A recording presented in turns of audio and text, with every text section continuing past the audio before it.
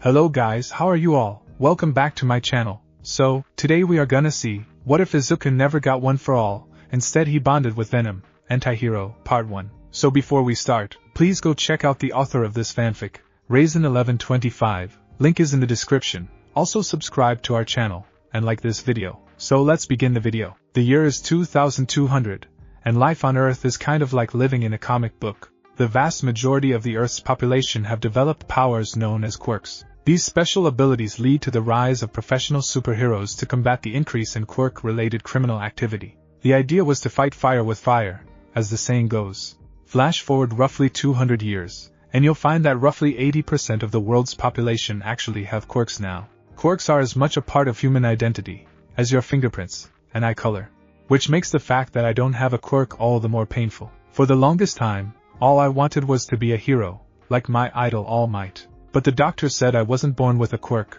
making me part of the population of quirkless. This led my first friend, Bakugo, to become one of the greatest sources of torment in my life. I don't know what made Bakugo come to hate me so much, but I really have to thank him.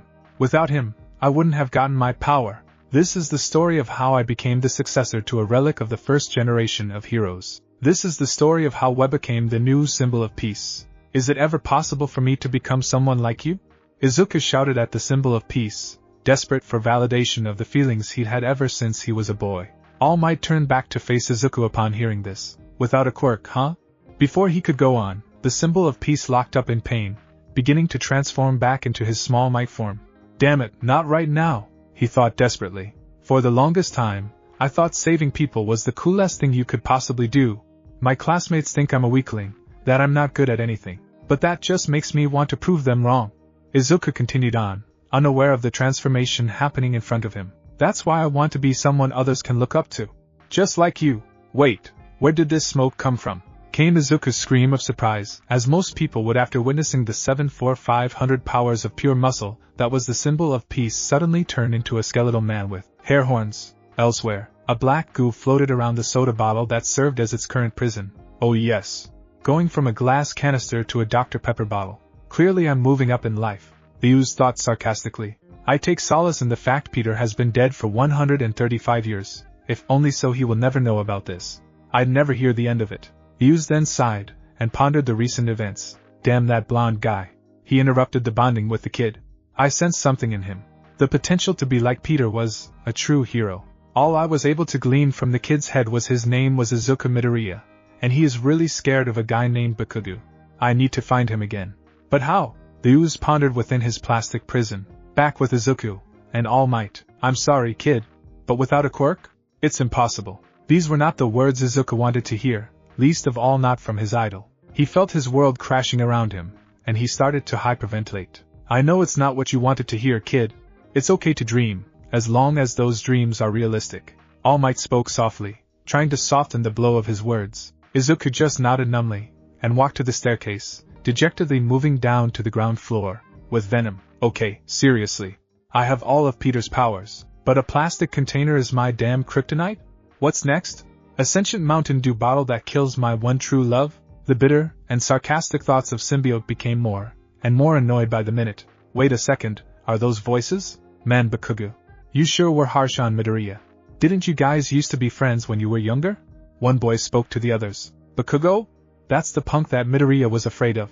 He's my ticket back to the kid. If Venom had hands, he would surely be rubbing them delightedly. Now I just need to get free of this damn bottle. OH. His train of thought was cut off by the kick that the punk-looking blonde gave the bottle he was trapped in. The impact knocked the cap loose, allowing Venom his freedom. That damn Deku. Always trying to make a fool out of me. Thinks his quirkless ass can be a hero. He should just do what I said, and jump off a building. Maybe his next love will give him a quirk. Bakugo laughed viciously, his lackeys chuckling nervously along with him, not wanting to earn his ire. Someone needs to teach him how the world really works. Why don't I show you how the world really works, Blondie? Rang out a voice from his feet, confusing Bakugo and his friends, along with halting any further conversation. He moved to take a step forward, but his foot was stuck. He glanced down, only to see two pure white Scara looking up at him. I like a skinsuit with some fire. With Izuku. Izuku was shuffling along, walking with no real destination in mind. After all, having the number one here tell you that your dream is impossible would crush anyone. And for Izuku? This was just the straw that broke the camel's back. I guess maybe I should just go home. It's not like I have any friends to hang out with or reason to stay out, Izuku thought glumly. Suddenly, bumped into someone, which knocked him out of his thoughts. As he looked up to apologize, he noticed the crowd in front of him, and the smell of smoke permeating through the air. Is it a villain attack? Venom. It's a bit of a stretch, but making all this commotion is my best bet to draw out this kid. If he's as hero bonkers as I think he is, he'll rush in to save his friend, regardless of his powers. Though, I'm pretty sure I'm gonna have to let the heroes think they destroyed me before I can talk to the kid. Regenerating my body is a pain, but it can't be helped. As long as I can slip my brain onto him, I can explain to him what I want. Venom thought to himself, glancing out at surrounding flames and destruction. You know, I may have gone a little overboard. No one has died yet though, thanks to these pros. Still, that kid needs to show up soon. The fight with the pros resumed in earnest. Izuku had gleaned from the crowd that there was a hostage situation with a black monster villain, with a middle schooler being taken hostage. Wait a minute, isn't this where Kaken comes to hang out after school with his friends? Izuku thought in panic. He pushed his way through the crowd, trying to get to the front for a better view. The unease was palpable in the air, and, as the heroes struggled to put a stop to the villain, the crowd's panic was beginning to grow. That's the monster that All Might saved me from earlier, Izuku thought in a panic. That means this is my fault. All Might must have dropped it when I grabbed onto him. Whatever else Izuku was thinking, that all went out the window when he heard a shout come from the villain's stomach area. Let me go, you goddamn monster! Bakugo's voice was more muffled than his usual outbursts, but the explosions he tried to set off were definitely at their usual levels. Despite that, they had little effect on the villain. Fear rose up in Izuku, and before he could stop himself, a yell ripped through his throat. Kaken! Venom! God damn it! This kid's explosions are no joke. It's just bad luck for him that explosions are more of an annoyance to me than an actual threat. Venom thought with smug satisfaction. Though, I'm lucky he's trying brute force blasts, rather than something like a flash bang or napalm. Kaken! A throaty shout echoed through the street, somehow carrying over the chaos that had descended around the symbiote. Kaken? Only the kid ever called the Bakugo punk that, and that means I can make my move, and quit stalling. Venom thought with barely restrained glee. Kid, if what I glimpsed in you was accurate, I can help you just like I helped Peter. The punk was struggling to get free, even though I made sure he had enough oxygen to stay alive. I felt him look towards the crowd, and that's when I heard it. Let him go, Izuku and Venom. Izuku sprinted towards the monster, hell-bent on saving his one-time friend. Kaken may not be friends anymore, Kaken, but I can't let you die. Let him go. The crowd, and the surrounding heroes were shocked, and unable to react. Unable to process that a young man was running towards a monster with seemingly no game plan. No, you idiot! What are you doing? One hero yelled at him, but he didn't care. He would show everyone. He would be a hero, even if it killed him. This kid, showing me I made the right choice. It also seems like that All Might guy is nearby, as well. Whatever, not my concern. Just need some dramatics, and to put my brain on him. Venom thought, and then spoke. T-sis the end, kid. The creature turned to face him, ready to strike him. Take this. Izuku yelled at the creature, and threw his backpack, striking the creature in the eye, staggering it. Izuku then frantically clawed at the creature's body, trying to free Bakugo. Unbeknownst to anyone except the symbiote, one of the blobs of ooze slithered into Izuku's pocket, and onto his flesh, beginning the bonding process. Kid, that was damn reckless. I don't know what you were thinking, but I'm sending one of my officers to give you a ride home. A stern-looking officer spoke to Izuku, clearly displeased with his actions. Izuku was let off with a warning, and a stern talking to, before getting into the front with the officer. Izuku let out a dejected sigh. He acted, as he thought a hero should. His body moved before he could stop to think about it. Isn't that what a hero does? Helps those in need, Izuku thought glumly. Indeed it is, young Midoriya. Izuku went ramrod straight in his seat, and looked around frantically for the source of the voice. Something wrong, kid? The officer glanced at him out of the corner of his eye. No, guess I'm still just a little traumatized from that event. Izuku stammered out an excuse to the officer. What was that? I am your partner now, Izuku. I'm speaking to you via telepathy, for lack of a better explanation. Everything will be explained when we get home, but know that you are in no danger. I will prove this when we get home. We were partnered with the Spider-Man. We will explain this in depth soon. Izuku was no longer freaking out, but he was still worried about having a voice in his head other than his. But he knew a Spider-Man. He was one of the first people to become a hero using their quirk. Why are you speaking to me, and what should I call you? He thought to himself, hoping the voice would hear him. We are Venom. and we are going to help you become a hero. Izuku was drained. First, he had been yet again berated and bullied by Bakugo and his friends for daring to apply to UA. Then, he'd almost died, and in the aftermath of that situation, been told by the one person he idolized more than anyone else in the world that he could never be a hero without a quirk. Next, he rushed into a situation where Bakugo was being smothered to death by a ooze-like monstrosity, in the hopes of saving his one-time friend. After being saved, and chastised by both the pros and the cops, he was driven home, only to discover he was going crazy on top of all the other stuff that happened today. Just my luck, huh? Izuku muttered to himself sadly. All I want is to be a hero. Yet I just seem to get rejected every time I try. The symbiote heard this, but chose not to speak to the boy until it could get him alone. And judging from the fact the police just pulled up Izuku's house, that talk was coming sooner than later. The cop grunted, and pulled his keys from the ignition. Alright kid, this is where you live, right? At this, Izuku nodded, and unbuckled his seatbelt. He proceeded to exit the car, and inhaled some of the cool night air outside his family's apartment complex. Maybe this is just how my life has to be. After walking him to his apartment, the cop knocked on his door, and waited for his mother to open the door. The officer spoke with his mother, and explained what had happened. His mother was understandably upset, and broke into hysterical tears in their apartment entryway, all the while squeezing the air out of his lungs, after latching onto him like an anaconda to its prey. "Oh Izuku, I'm so glad you're safe," his mother Inko wailed in her typical fashion. His mother was a very emotional individual, and tended to worry herself sick over his life. Raising him as a single mother led her to try to give him so much love that he'd never miss his father's absence. She was a kind soul, and she tried her best to raise him into a fine young man. Izuku liked to think she did a fine job. "I'm fine, Mom. Don't worry. The only thing I need right now is a shower. I have good places I'd rather not think about." He spoke softly to reassure her worries. He knew his mother would worry no matter what he did, but he could at least help her see he wasn't harmed, physically anyway. Emotionally hurt though, that is a whole other issue. Izuku thought bitterly. As he walked through his apartment, the symbiote looked through Izuku's eyes, and took in its surroundings. It noted the similarities to Peter's place back when they lived with his aunt. It seemed Izuku was in a similar situation, albeit seemingly a little more well off than his first partner was. It saw Izuku step into his shower, and figured this was a good time to discuss its proposition with him. "Young Midoriya, we wish to talk more with you regarding our offer to make you a hero." Izuku jumped at the voice in his head, almost slipped, and busting it in the shower. "Who said that?" Izuku shouted in alarm, seeing no one else in the bathroom with him. "Young Midoriya, do not be alarmed.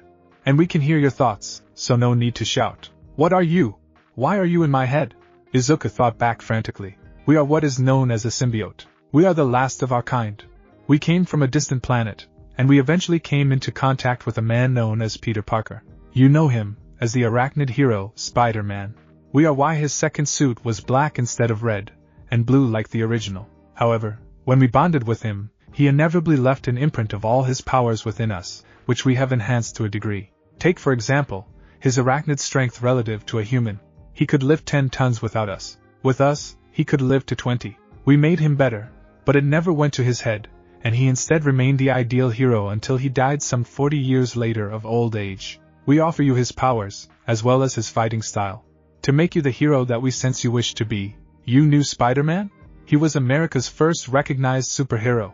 So you're saying you are the reason he inexplicably changed his suit 6 months after his debut? But wait, then why? Why help me? Wouldn't you be better off offering your powers to someone like Bakugo? And what exactly is a symbiote? What happened to the others? And how did you even find me in the first place?" Izuku questioned rapidly, and was unsure of the whole situation. He sat down in his shower, letting the warm water crash over his frame. "After Peter's death, we were left partnerless. As symbiotes, we need a partner in order to truly thrive. As such, we went into hibernation, figuring we would eventually die since it was unlikely we would ever find a partner of Peter's character. While our bond is symbiotic in nature, there are some minor side effects to be aware of, and anyone not able to handle them would likely go insane. This is why we did not seek out a new partner. At some point during our slumber, we were discovered by a researcher, who brought us to his lab here in Japan. We remained in his care until we were fused with one of his assistants in an accident. Due to him not being able to truly handle our powers, he went crazy and attacked your city." At this, the voice paused for a moment, knowing it was better to deceive Izuku a little rather than explain the engineered, but contained chaos that was started to reunite them following their initial bonding attempt. "We broke off at some point during the fight, and became bonded to you. We did not fight the bonding at all, as we saw the type of man you are, young Izuku Midoriya. You remind Peter, with your intelligence and sense of justice. This is why we desire to help you become a hero, and offer you our full powers. I can become a hero, but wait, what are these side effects you mentioned? Izuku pondered about the symbiote. After bonding with us, particularly when you are using us, you may experience enhanced aggression and anger. While we do not anticipate this being an issue with you in most situations, we feel the need to be upfront with you. It is an easy issue to overcome, if you make a conscious effort to combat it. The others are nothing too serious, just that you would share our natural weaknesses to fire and sonic waves. They disrupt our shifting abilities, and the cellular bonds needed to maintain our connection with you for our powers. So you can't control me? You won't try to make me do bad things? No, young Midoriya. We cannot directly influence any of your actions, nor do we have a desire to. Anything you do while using our powers will be of your own volition. We are a tool, a partner, no different from a quirk. We just happen to possess a degree of sentience. So what powers would I have? Due to our time with the hero Spider-Man, we possess all of the abilities he held. Enhanced senses, rapid reflexive nerve pathways, arachnid strength relative to a human, limited shape-shifting capacity, and camouflage. Essentially a bulletproof hide when using us, and Peter's most important power, his spider sense. This is a danger sense, and will help you be more aware of your surroundings. If you let us, we can bind this ability to yourself, allowing you to use it outside of when we are merged. This is everything I've ever wanted. I can finally be a hero, Izuku thought in joy. He only became aware that he was still in the shower due to the water becoming increasingly cold, and the fact he almost slipped and busted his face again. Peace, young Midoriya. We realize you are excited. However, you cannot just use our powers. Unlike his instinctual fighting ability, we have to train you and your body to handle the powers, due to the nature of the moves. That's fine. I won't disappoint you. Wait, I don't even know your name. Izuku thought back to his new partner and friend. You can call us Venom. Now get some rest, young Midoriya. Your training starts tomorrow. The following morning, Izuku finds himself at the trash-filled beach of Dagoba. While he wasn't sure why he was told to come here by Venom, it assured him that it had a method for its madness. So, Mr. Venom, why are we at this beach turned into a garbage dump exactly? Izuku asked nervously. He took in the sight of piles of waste just sitting on what surely were once beautiful sandy dunes. You don't have to call us Mr. Young Izuku. We are your partner. We know you wish to enter UA, but we do not think that is the best course for you. You do not need a bunch of former pros telling you why you can or can't do something because you aren't licensed. You may not know this, but Peter became a fully fledged hero at your age, while he was still in school. His quirk manifested at 15, and made him arrogant. This all changed when his uncle was killed in a situation that Peter felt he could have prevented. This, along with the words of wisdom given to him by his uncle, made Peter decide that he would never again use his powers selfishly, and instead use them to help his fellow human beings. What were these words of wisdom, Venom? Izuku asked curiously. With great power, there must also come great responsibility. These words are what made Peter into the legendary hero he would eventually become. That, and are enhancements of his natural powers. Izuku's sweat dropped a bit at the mildly arrogant statement made by his partner, but nevertheless pressed on. So what do you think I should do? He asked curiously. We think you should go to a non-hero academy. We know you wanted UA because of All Might, but we also know you no longer wish to go there because of his hurtful words. We will help you become a hero, taking our lessons from Peter's 40 years, as an active hero. The teachers at UA couldn't hope to teach you how to use us, especially not better than we could. Your new school semester starts in 10 months, young Midoriya. During those 10 months, we plan to complete your education from a hero standpoint, and fully train you in your powers. You will truly be a successor worthy of Peter. So where do I begin? And how are you going to make me a fully trained hero in just 10 months?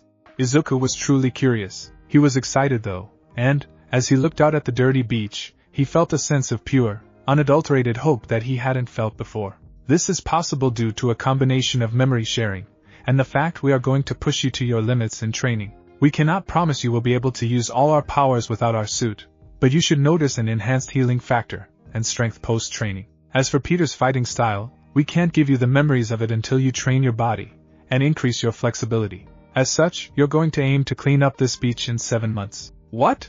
Izuku yawned, as he walked to his new school in the early April morning, the cool air, and morning dew still shimmering on the glass of buildings, as he walked by them. As he walked on, he thought about what today meant for him, as a person, and would serve as his final exam from the symbiote. Relax, young Izuku. You are ready. You have been ready for this for the past 3 months. Your training is complete. And today, you will push past your repressed anger and move on. Albeit in a very cathartic manner. Thank you, Venom. Your encouragement is appreciated. But this is pretty much everything I've ever strove to do, besides being a hero itself. What if I'm not good enough? What if he's better? Izuku thought back worriedly to his partner. While the past months of training had done wonders for Izuku's physical fitness and sense of style, he still suffered from his stutter and confidence issues. A few months of validation and encouragement cannot undo years of psychological harm and relentless abuse for something out of your control, after all. But Izuku was on the track to recovery, and this would settle the grudge. If you lose, you lose. There is no shame in defeat, so long as you come back twice as strong, young Izuku. Peter wasn't perfect, as a hero, and for every 5 people he saved, there was one that he didn't. Did this sadden him? Absolutely. Did it stop him? No. This will be your first test, and despite your self-doubt, you can do this. You know where he'll be after school. It's time to show him who you really are. 8 hours later. Izuku sat outside the gate of UA, waiting for his target. He was plainly visible, and bided his time. Soon enough, he saw Bakugo walking alone towards him, coming from the direction of the UA gates. Deku. Bakugo growled out. The hell are you doing here, you worthless nerd? Izuku felt a shiver of fear, but shook it off. He was far from helpless now, and he would be damned if he didn't prove that to Bakugo today, one way or another. Izuku began with a stutter, but composed himself, and continued uninhibited. I came to settle things between us. To show you I'm not the same kid you bullied mercilessly. So I came to challenge you to a fight. You? Fight me? Don't make me laugh. I'd kill you in a second. Bakugo laughed harshly, clearly not taking this seriously. So prove it. Follow me, and put me in my place then, Kabukugu. This got Bakugo's attention. Izuku had never addressed him by anything other than Kaken before. He stopped to actually look at Izuku. He was definitely taller, and bigger than before. He scoffed. Like some muscles, and height would make a difference. Still, Bakugo's fatal flaw was his pride, and Izuku had walked all over it with his new confidence. Fine then, but don't come crying to me when I blow an arm off of you. Bakugo growled out irritably. Follow me. Izuku spoke briefly, then began to lead Bakugo to the spot he had in mind, an abandoned construction site where they could fight uninhibitedly. The walk to the site was filled with uneasy silence, with tension in the air so thick you could cut it with a butter knife. The night itself was cool, and filled with the typical noises that one finds with city life. One after one, they passed streetlights and city blocks, until, when the tension was built to its highest crescendo, they arrived. Izuku turned to face Bakugo, narrowing his eyes at him in the process. This is the spot, Bakugo. Here, no one can get hurt besides us. He spoke tonelessly, anticipation filling him to the core. His partner remained silent, as it knew this was something Izuku needed to grow. Until he confronted and overcame his subconscious anger at Bakugo, he would never be able to move on with his life. You honestly think you can hurt me? Really pisses me off, Deku. Bakugo was barely restraining himself at this point. Go ahead, and do whatever you need to get ready, because I'm going to blast you into tiny little pieces. Izuku said nothing, but grinned. This unnerved Bakugo, which he would never admit aloud. Izuku's clothes began to ripple, and from underneath came a black ooze-like substance that slowly meshed over his clothes. One by one, his limbs were fitted with the mystery substance, until the only part left untouched was his head, still grinning like the Cheshire Cat. What the fuck is that, Deku? What the fuck is going on? Bakugo shouted, unsure of what he was seeing in front of him. This? Izuku spoke calmingly, as the ooze began to encircle his face.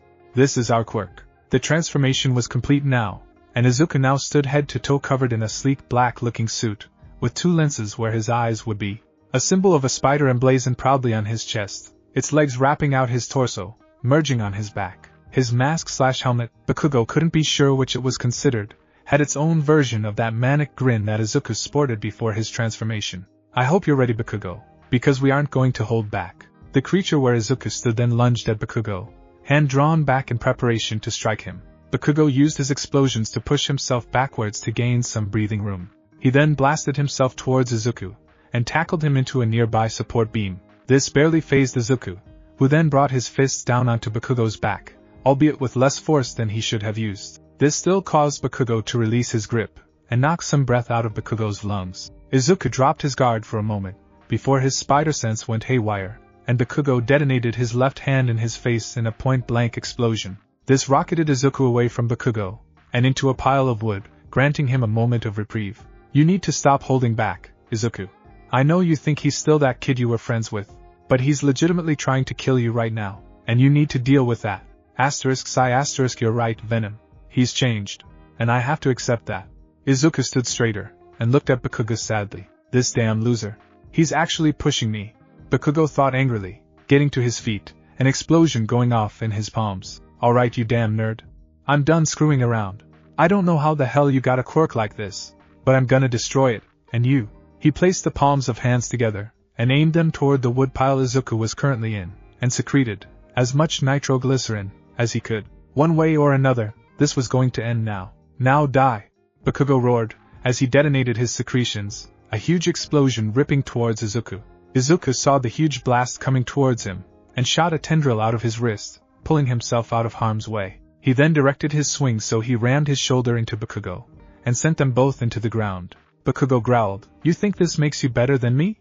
That you somehow got a quirk? This quirk is as worthless as you are." Something in Izuku snapped when he heard this. He roared, then began to punch Bakugo in the face, again and again, screaming all the while.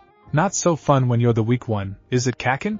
Izuku yelled, bringing his left fist down on Bakugo's nose, which then gave a sickening crunch as it broke, causing Bakugo to howl in pain. "How does it feel when you're the one who can't defend himself?" Bakugo was close to blacking out at this point. The hits just kept coming down upon him. "Is Venom good enough to be your friend now, you piece of shit?" Years of repressed anger and resentment bubbled up from Izuku's mind, fueled on by the suit's aggression amplification. By this point, Bakugo was unconscious, his face puffy from the trauma, and his nose was bleeding profusely. He had a deep gash above his right eye. Suddenly, sirens filled the night air, and flashing lights bore down on Izuku. "Freeze! Don't move!" Izuku looked towards the flashing lights to see two officers with guns trained on him. And just like that, the red fog he'd been under lifted, the reality of the situation splashing him like a bucket of ice-cold water. "Izuku, you have to get out of here. You can't get caught. Your face is covered. You can move away a few blocks, and the suit can recede, allowing you to walk home uninterrupted. But you have to act now before either more cops or more heroes show up." This wasn't heroic Venom. I let my anger control me, and I seriously hurt Bakugo. "Trust me, kid, you didn't give him anything that punk didn't have coming. Now move!" Izuku shot a tendril from his right arm up to one of the support beams, and quickly shot up into the night sky. As he let his body web sling on autopilot, he could only think to himself, "I beat Kakin, but at what costs?" Bakugo awoke to a bright light, and gave a groan of pain, his face feeling like it was hit by a garbage truck. He brought a hand to his face, only wince in pain at the sensation. The nurse that was charting in his room gasped at his movement, and rushed to get the doctor. A middle-aged nondescript-looking man wearing a lab coat walked into his room with a clipboard. He was followed by a harrowed-looking police officer, no doubt there to take his statement on what happened. "Mr. Bakugo, we have some questions about what happened to you. Were you attacked by a villain? Nod or shake your head if you can't talk." The officer spoke to him, while the doctor checked his pupils with a flashlight, no doubt checking for a concussion that he definitely had. "That damn Deku. He got the better of me, called himself Venom, did he? I bet he planned to be a hero with that quirk of his. Well, I'll nip that in the bud really quickly." Bakugo thought to himself angrily, before speaking. "I was attacked while walking with someone I went to school with. He didn't have a quirk, so I told him to take off while I led the villain away from crowded areas. I don't know where he went, and I doubt he knows anything. He ran off when the villain jumped down in front of us. Anyway, the villain and I engaged, with me using the biggest explosions I could use, because he just shrugged off anything else I threw at him. Plus I figured the noise would attract attention, specifically from the cops or nearby heroes. That was smart thinking, Mr. Bakugo. Since you're technically not allowed to use your quirk publicly, but since you're a student of UA, I think we can let it slide since you were responsible for using it." "Thank you, sir. One more thing." The villain referred to himself as Venom. A few days later, Izuku stood numbly, looking at a news report on a TV in a store window. The ticker line showed thus: "Local UA student attacked by a new villain called Venom." The news anchor went on, and talked about the still shot they'd obtained from a police dash cam. It showed his reflective mask lenses glaring at the screen, his mask still grinning maniacally. He was so engrossed in the attack on his character, and the realization that his dreams were now much harder, that he didn't hear the girlish voice address him. In fact, he was oblivious right up until something poked him in the cheek. "Hey there, Freckles, why the long face? Hey there, Freckles, why the long face?" A girl's voice spoke to Izuku after poking him in the face with a slender finger. As he turned and looked at the person who just poked him, he had a number of thoughts. 1. This girl looks like an alien. He felt a wave of annoyance from his partner at that. 2. She was a very cute-looking alien. 3. She was very close to his face, concern evident in her eyes. She had pink skin, which was not too unheard of, as odd skin tonalities were more and more common these days. Much like himself, she had fluffy hair, although hers was pink. She had 2 little horns sticking out of her tufts of hair. Her eyes had black sclera and yellow irises. And she was wearing a UA Hero Course uniform.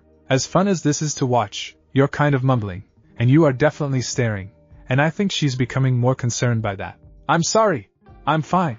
Izuku practically shouted at the girl, startling her at his sudden outburst. Her brow crinkled in confusion, before shrugging. It's okay, dude. Don't worry about it. So anyway, if you don't mind me asking, what's got you down? The girl spoke to him in a placating manner. Whether she was speaking from genuine concern or nosiness was unclear at this stage. Sorry, I never got your name. Wouldn't that be important to know before I bombard you with problems? Izuku questioned, curious about the odd girl in front of him. A sheepish look appeared on her face, and proceeded to bonk herself on the head. Duh. Sorry about that. My name's Mina. Mina Ishido. Nice to meet you, Freckles. The girl spoke in a proud and excited tone. Nice to meet you too, Mina. My name is Izuku Midoriya. Izuku somehow managed to keep the stutters out. Progress. Mina gave him a beaming smile, and made a hand gesture that he should continue. The person that was attacked by this guy Venom. I actually used to be friends with him. Upon hearing this, Mina's eyes widened. Oh, Bakugo? He's actually in my class at UA. Wow, you were friends with that asshole? I got partnered up with him in a team exercise, and all he did was yell and rage at me. He even called me an extra. At this, her eyes narrowed. You're not a jerk too, are you? Izuku frantically waved his hands in front of him, and tried to say he wasn't, before Mina suddenly burst into laughter. I'm just messing with you, dude. Seriously, you looked like a kicked puppy when I saw you, so I had to check on you. A kicked puppy? Izuku questioned, obviously confused by the comparison. Yeah. Adorable, and super sad. At this, Izuku's face went beet red. This was probably the first time a girl had called him cute. It definitely didn't happen in middle school. Bakugo made sure of that.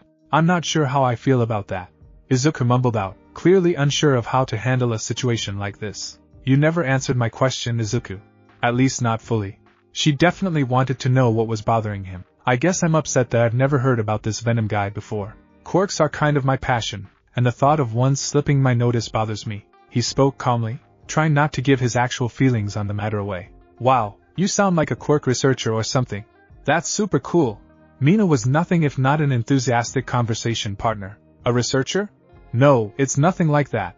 I just really like quirks. They're so cool, and each one is unique. Izuku spoke truthfully and passionately. That's so cool that you have a productive hobby. I just play video games and read manga. Well, that, and destroy people in breakdancing. While saying this, she made a peace sign and winked at him. This flustered Izuku, as this girl was more forward than anyone else he'd ever come across before besides Bakugo. But unlike Bakugo, Mina seemed like a kind person, the kind that was nice to everyone. Do you like to breakdance? Izuku asked quietly, unsure if he'd heard her correctly. Yeah, dude. It's so much fun. I'm not exactly the smartest person around, but I'm a genius at breakdancing. She grinned at him, and soon Izuku found himself smiling too. Her cheer was just too infectious to ignore. She treated him like they were friends her whole life. I'll have to show you sometime. I think that'd be nice, Mina. So you go to the USA? Does that mean you want to be a strong hero someday? Izuku inquired, genuinely curious of her intentions at one of the most prestigious hero schools in Japan. She nodded, before continuing. I've wanted to be a hero since I was little. The alien queen. I'm sure you noticed that I sort of look like an alien, albeit much cuter than Ridley Scott's. Izuku couldn't quite vocalize his agreement that she was indeed much cuter than aliens. He thought he heard his partner mutter something about alien stereotypes. Anyway, so yeah, my quirk lets me secrete acid from the palms of my hands and feet, so I figured I could be a decent hero with it, and that's pretty much the story. She smiled so brightly, her pearly white teeth flashing at him. That's such a cool quirk, Mina. You could help free people after natural disasters and accidents, not to mention the combat applicability of your quirk. Mina blushed at the praise, clearly not used to hearing things like this. She knew her quirk wasn't nearly as flashy as her appearance, but she was hellbent on being a hero. Naysayers be damned. Thanks, Izuku. Say, do you want to get something to eat? I don't want to cut our conversation short, but I haven't eaten since breakfast because of my combat practical today. Mina sheepishly asked, not wanting to pressure her new friend into something he wasn't comfortable with. I'd like that, Mina. Great. I've got just the place in mind. They walked through the city district, chatting as they went. They talked about everything and nothing. They passed each building until they'd finally arrived at this little cafe called LeBlanc Coffee. As they walked in, Izuku was overwhelmed by the fragrance of fresh coffee. And was that curry he smelled? He took a moment to look around the shop. The store had some rather catchy jazz music playing softly in the background. On the wall to their right was a picture of a woman holding a baby, painted in watercolor. To the left, there were a series of booths that went to the back of the store, running parallel to the counter. Izuku could see a flight of stairs at the back, next to a small kitchen. A TV hung from the wall beside the counter. Behind the counter, there had to be no less than 50 different jars of coffee beans, each one labeled differently. In front of the jars was a rather cool-looking middle-aged man. He had black hair, which was slicked back. He wore a pink-collared shirt, jeans, and a black and gray apron. He had a cigarette hanging out of his mouth, and a wry grin on his face. His name tag read Sojiro. "Ah, it's you, Ashido. Welcome back. You want the usual?" He had a deep voice, and a very suave demeanor. "You know it, Gramps. I could eat a cow." At this, the man got a tick mark on his forehead, clearly not enjoying the jab at his age. Izuku thought he heard the man mutter something about disrespectful brats. Yeah? Coming right up. Just take a seat somewhere. I assume your timid-looking friend here wants the same? Yes, please. Izuku stuttered out, clearly not wanting to upset the man further. He followed Mina to a booth near the back, taking a seat on the side closest to the door. She beamed up at him. "So welcome to my secret base." She then leaned over conspiratorially, and whispered, "You can't tell anyone. Otherwise I'd have to kill you." She made finger guns after saying this. Izuku was rather unsure of how to take this, a bead of sweat building up on his forehead. "Don't worry, Mina. Your secret is safe with me," Izuku reassured her seriously. This caused her to break out in laughter, holding her sides as guffawed. "Man, you're so gullible. It's seriously freaking cute." Again, Izuku went beet red at this. He wasn't sure if she was just having a laugh at him, or she genuinely thought he was cute. Thankfully, he didn't have to find out, as Sojiro chose that exact moment to bring them their food and coffee. He set the plates in front of them before speaking. "Here you go, kids. Since it's your first time, kid, I preemptively accept your praise that this is the best damn curry you've ever had." Izuku's sweat dropped at this, unsure if the man was arrogant or just that confident in his cooking. Mina just grinned back at the man, already knowing the answer to his unspoken question. Izuku looked at the curry for the first time. It read, and had a few pieces of tofu in it. A side of rice was arranged neatly to the left of the curry, and a bit of scrambled eggs along with it. As he looked up to ask Mina a question, he suddenly became aware of how intently both she and Sojiro were staring at him, as if anxiously awaiting his reaction to the food. He shook his head, and decided to indulge them. He took a bite, before his eyes widened to the size of saucers. This is greatest curry ever made," he practically shouted in his head. "Can you keep it down? There's no need to ever shout in your head. Most people don't have the voices in her." "Sorry. Wait, voices, as in plural? We are kidding with you, young Midoriya. Now speak, otherwise I fear young Ashido might explode from anticipation." "Mina, Sojiro, this is the single greatest curry I've ever had in the world." Sojiro just shrugged at this, clearly not surprised in the least. "Of course it is, kid. I made it after all. Anyway, enjoy your stay. Just shout if you need anything." As he walked away, Mina smiled softly at him. "I'm glad you like the food, Izuku. You're actually the first person I brought here. It's kind of out of the way of most people's way home, but my parents brought me here a lot, as a kid, so it's a special place to me." She stopped for a moment, as if taking a trip down memory lane. "Anyways, tell me about yourself, Izuku. I know you're quirk bonkers, but I don't really know much else about you. What's your quirk like?" Izuku froze at this, and then stiffened even further at her last question. Obviously he couldn't just say, "Oh hey, that scary-looking villain Venom? Yeah, that's me. What's up? I used to be a huge fan of All Might, but after I spoke with him, I kind of started to idolize him less. But I do owe All Might for making me want to be a hero in the first place. Up until a few months ago, I actually thought I was quirkless, and I was terrified I wasn't going to become a hero. But my quirk actually manifested then, and now I have a private tutor for heroics, since I didn't want to go to UA anymore." These statements got Mina's attention, as she wondered why he didn't already attend the city's most prestigious school, if he was interested in heroics, as he implied. "You thought you were quirkless? Is that why you chose not to go to the USA?" "Partially. The other reason was I wanted to avoid two people. If it's not too nosy of me, can I ask who they were?" It's fine. I really didn't want to see Bakugo or All Might. I heard Bakugo got accepted into UA when I was applying to schools, and when I found out All Might was teaching there, I just thought it would be too painful for me to be there. Izuku spoke in a melancholy manner, realizing he was more upset at the two of them than he had thought initially. But why did you not want to see them? At this, Izuku sighed.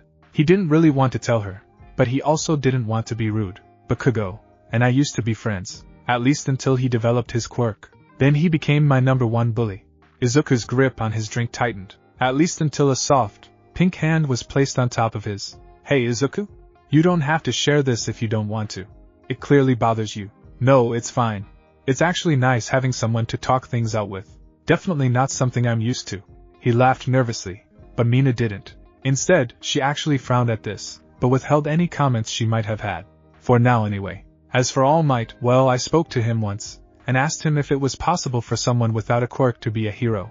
He told me that it wasn't. That's why I didn't want to see him.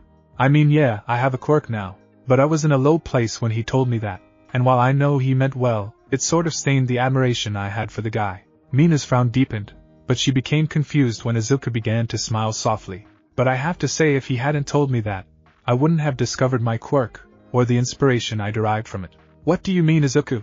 What is your quirk, and who was this inspiration? My inspiration was the arachnid hero Spider-Man, because my quirk is very similar to his. But I don't like to use it a lot because I'm not licensed yet. Not quite the truth, but enough of it to be genuine. He just neglected to mention he didn't really care about being licensed at all. I don't think I've heard of him. Is he new on the scene or something? Her brows knit in confusion, her fingers drummed on the table. Izuku laughed at this. No, the opposite actually. He was one of the first heroes ever, and was the 6th to surface in America. He was known for being a street-level hero, never being too big to help out the little guy. No matter how popular he got, he never lost sight of his code. Izuku had a soft smile on his face at this point, as he thought of his predecessor. Mina couldn't help but notice that his smile looked nice on him. What was his code? She asked him curiously. That with great power, there must also come great responsibility. These were some of the last words he heard from the man he respected the most, and he took them to heart. Mina was moved by these words, and she too saw the merit in the code. I think that's a great code of morals to have, Izuku. It sounds like he was a great man. He was one of the best. Mina realized she'd be so wrapped in her attention that she'd been hanging on his every word. She coughed into her hand, and tried to shake it off. So does that mean you have spider-like powers as well? Because I have to tell you dude, spiders are pretty creepy. I mean, she isn't wrong. Even Peter hated spiders to a degree. Which is pretty ironic given he made a label out of their image. Izuku's sweat dropped at the comments of both Mina and Venom. Sure, arachnids weren't his favorite, but surely they weren't that bad, were they? You don't want me to answer that, Izuku? Izuku became aware of her waving her hand in front of his eyes. You okay? You kind of spaced out there for a second. Yeah, I'm fine. Yeah, my powers are similar to spiders. It's hard to explain them though. Maybe you can show me sometime then? If it's not too much trouble, that is. This got Izuku's attention. He wanted to immediately say no, at least until he could correct his reputation as a hero. But he looked at Mina, his rejection caught in his mouth. I guess I could show you Mina sometime. It'll have to wait though. I have a lot of school work to do this week. Upon hearing this, the color drained from Mina's face. Oh crap. I just remembered that Mr. Aizawa wanted an essay from us on foreign heroes by Friday. She waved her arms around in panic. What am I gonna do, Izuku? I could help you if you wanted, Izuku said quietly. This halted Mina's freak out. Really? You'd do that, dude? I mean, I won't do your work for you, but I'll provide any information you need. Is it an informal essay? Yeah, it's just on someone we think is cool. Hey, maybe I can do it on Spider-Man. This brought a small smile to Izuku's lips. That'd be cool, Mina. After they had chatted a bit more, and paid their bill, Izuku walked Mina to her train station. They arrived at her terminal, and Mina stopped, and turned to face Izuku. Well, this is my stop. I enjoyed hanging out today, Mina. It was nice to talk about heroes, and stuff with someone else. Izuku spoke truthfully, having truly enjoyed their time together. Well, who said it had to be a one-time thing? Here, give me your phone. She held her hand out expectantly to Izuku, and he eventually handed her his phone. A few rapid finger movements, and on-screen button presses later, he had her phone number. She pressed the call button, and saved his number in hers. He idly noted she labeled him as Spider Freckles. He wasn't sure how to take that. See? Now we can chat anytime we want, Freckles. She shifted from one form to the other. We should do this again soon. I don't generally get to spend time with cute boys that try to help me be a better hero. She called him cute again, and was she flirting with him? He really didn't know how to handle this. It's not trouble, Mina. I enjoyed our time, as well. Well, since you agreed to help me with my essay, how about we meet up again tomorrow? She asked suddenly, catching Izuku off guard. Well, we could if you want. Great. It's a date then. Later, Freckles. And with that, she walked off to her gate, bouncing from foot to foot. A date?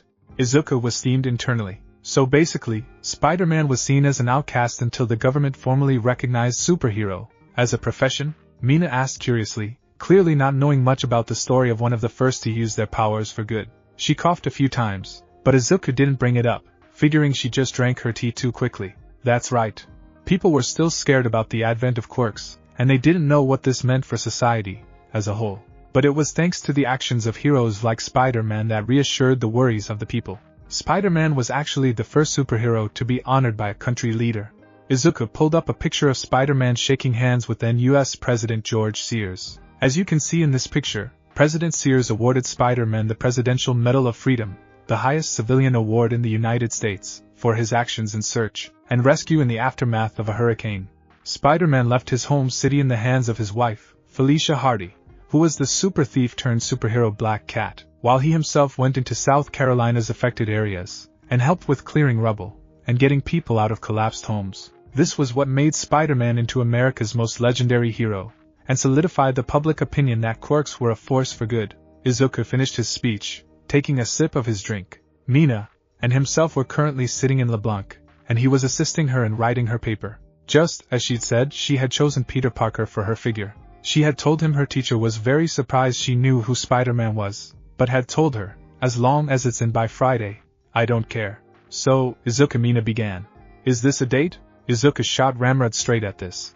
Mina pressed on, oblivious. She coughed again, but pressed on. It's cool if it isn't, and I know what I said yesterday. But my mom said something when I told her my plans for today.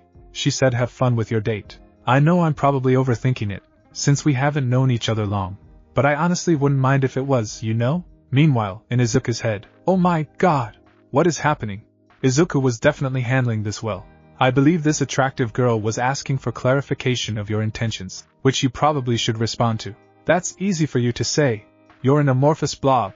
You don't have dating problems. A sexy amorphous blob, to be precise. And hey, have you seen pictures of Peter's wife?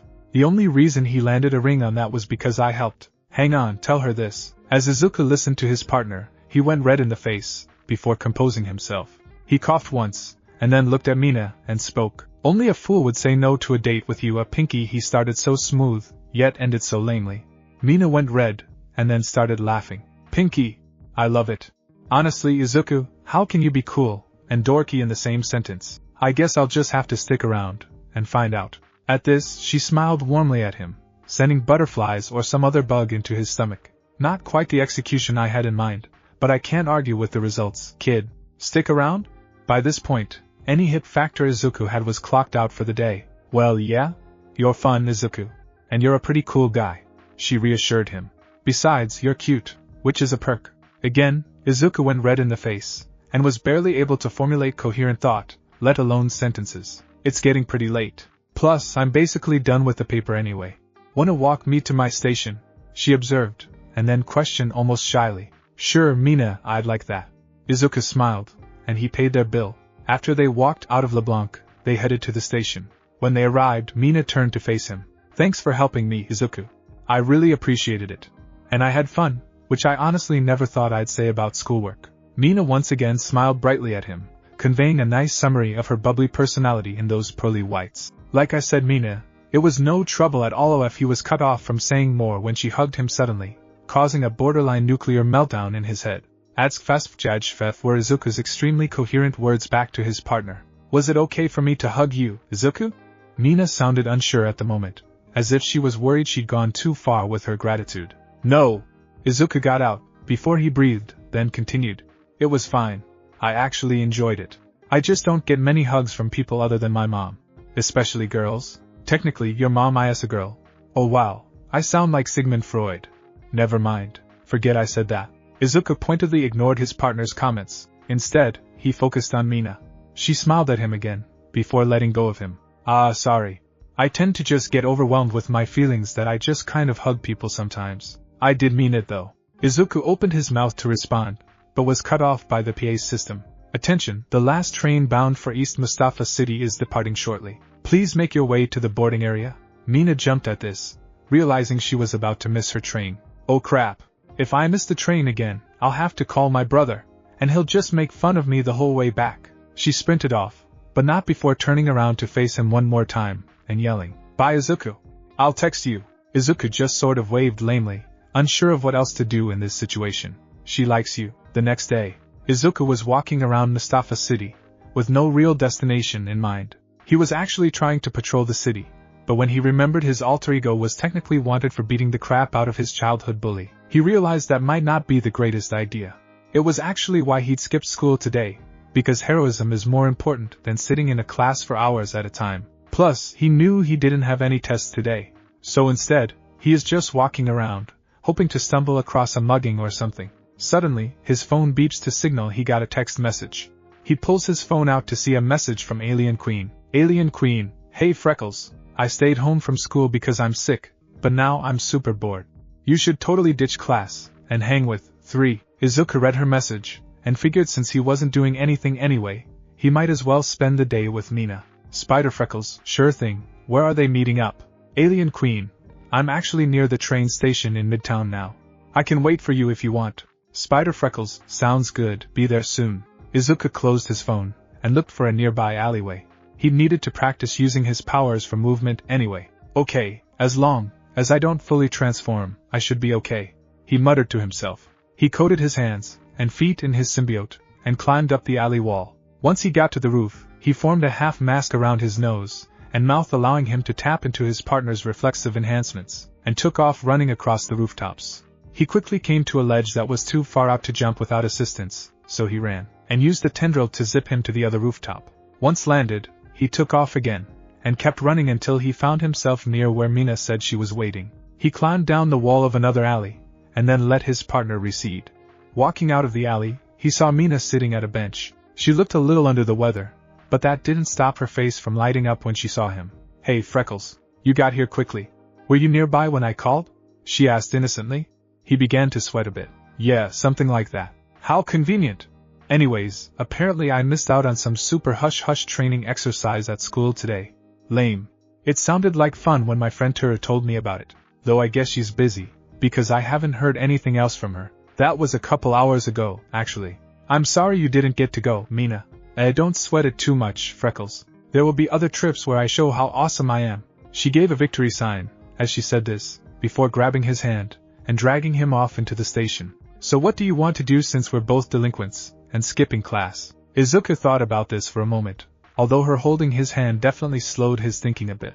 I was thinking we could go for a walk on the edge of town near the woods. I thought the clean air of nature might help your illness a bit. Look at you being all cute and thoughtful. Izuku said nothing, but his red face spoke volumes for him. Man Izuku, you weren't kidding when you said the air here was clean. I feel my sinuses and stuff clearing up already. Mina spoke in wonder, as she looked around the forested area. Yeah, I thought it might. Say Mina, can I ask you something? You just did, but you can also ask another question too. She spoke with a teasing grin. I was wondering how being sick affects your quirk. Oh, is that all? Sheesh, I thought you were gonna ask me something super personal like what color my underwear is today. She waved him off. Mina! No!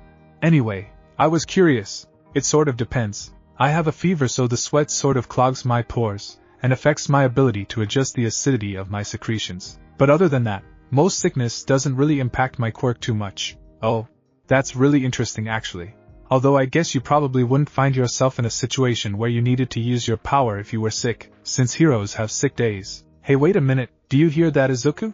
She stopped in their walk, as a whistling noise became increasingly louder and louder. She looked up at the sky to see the cause, and she spotted a dot that was growing bigger and bigger by the second. Izuku spotted it too, but he could help, but noticed his spider sense was beginning to pull at him.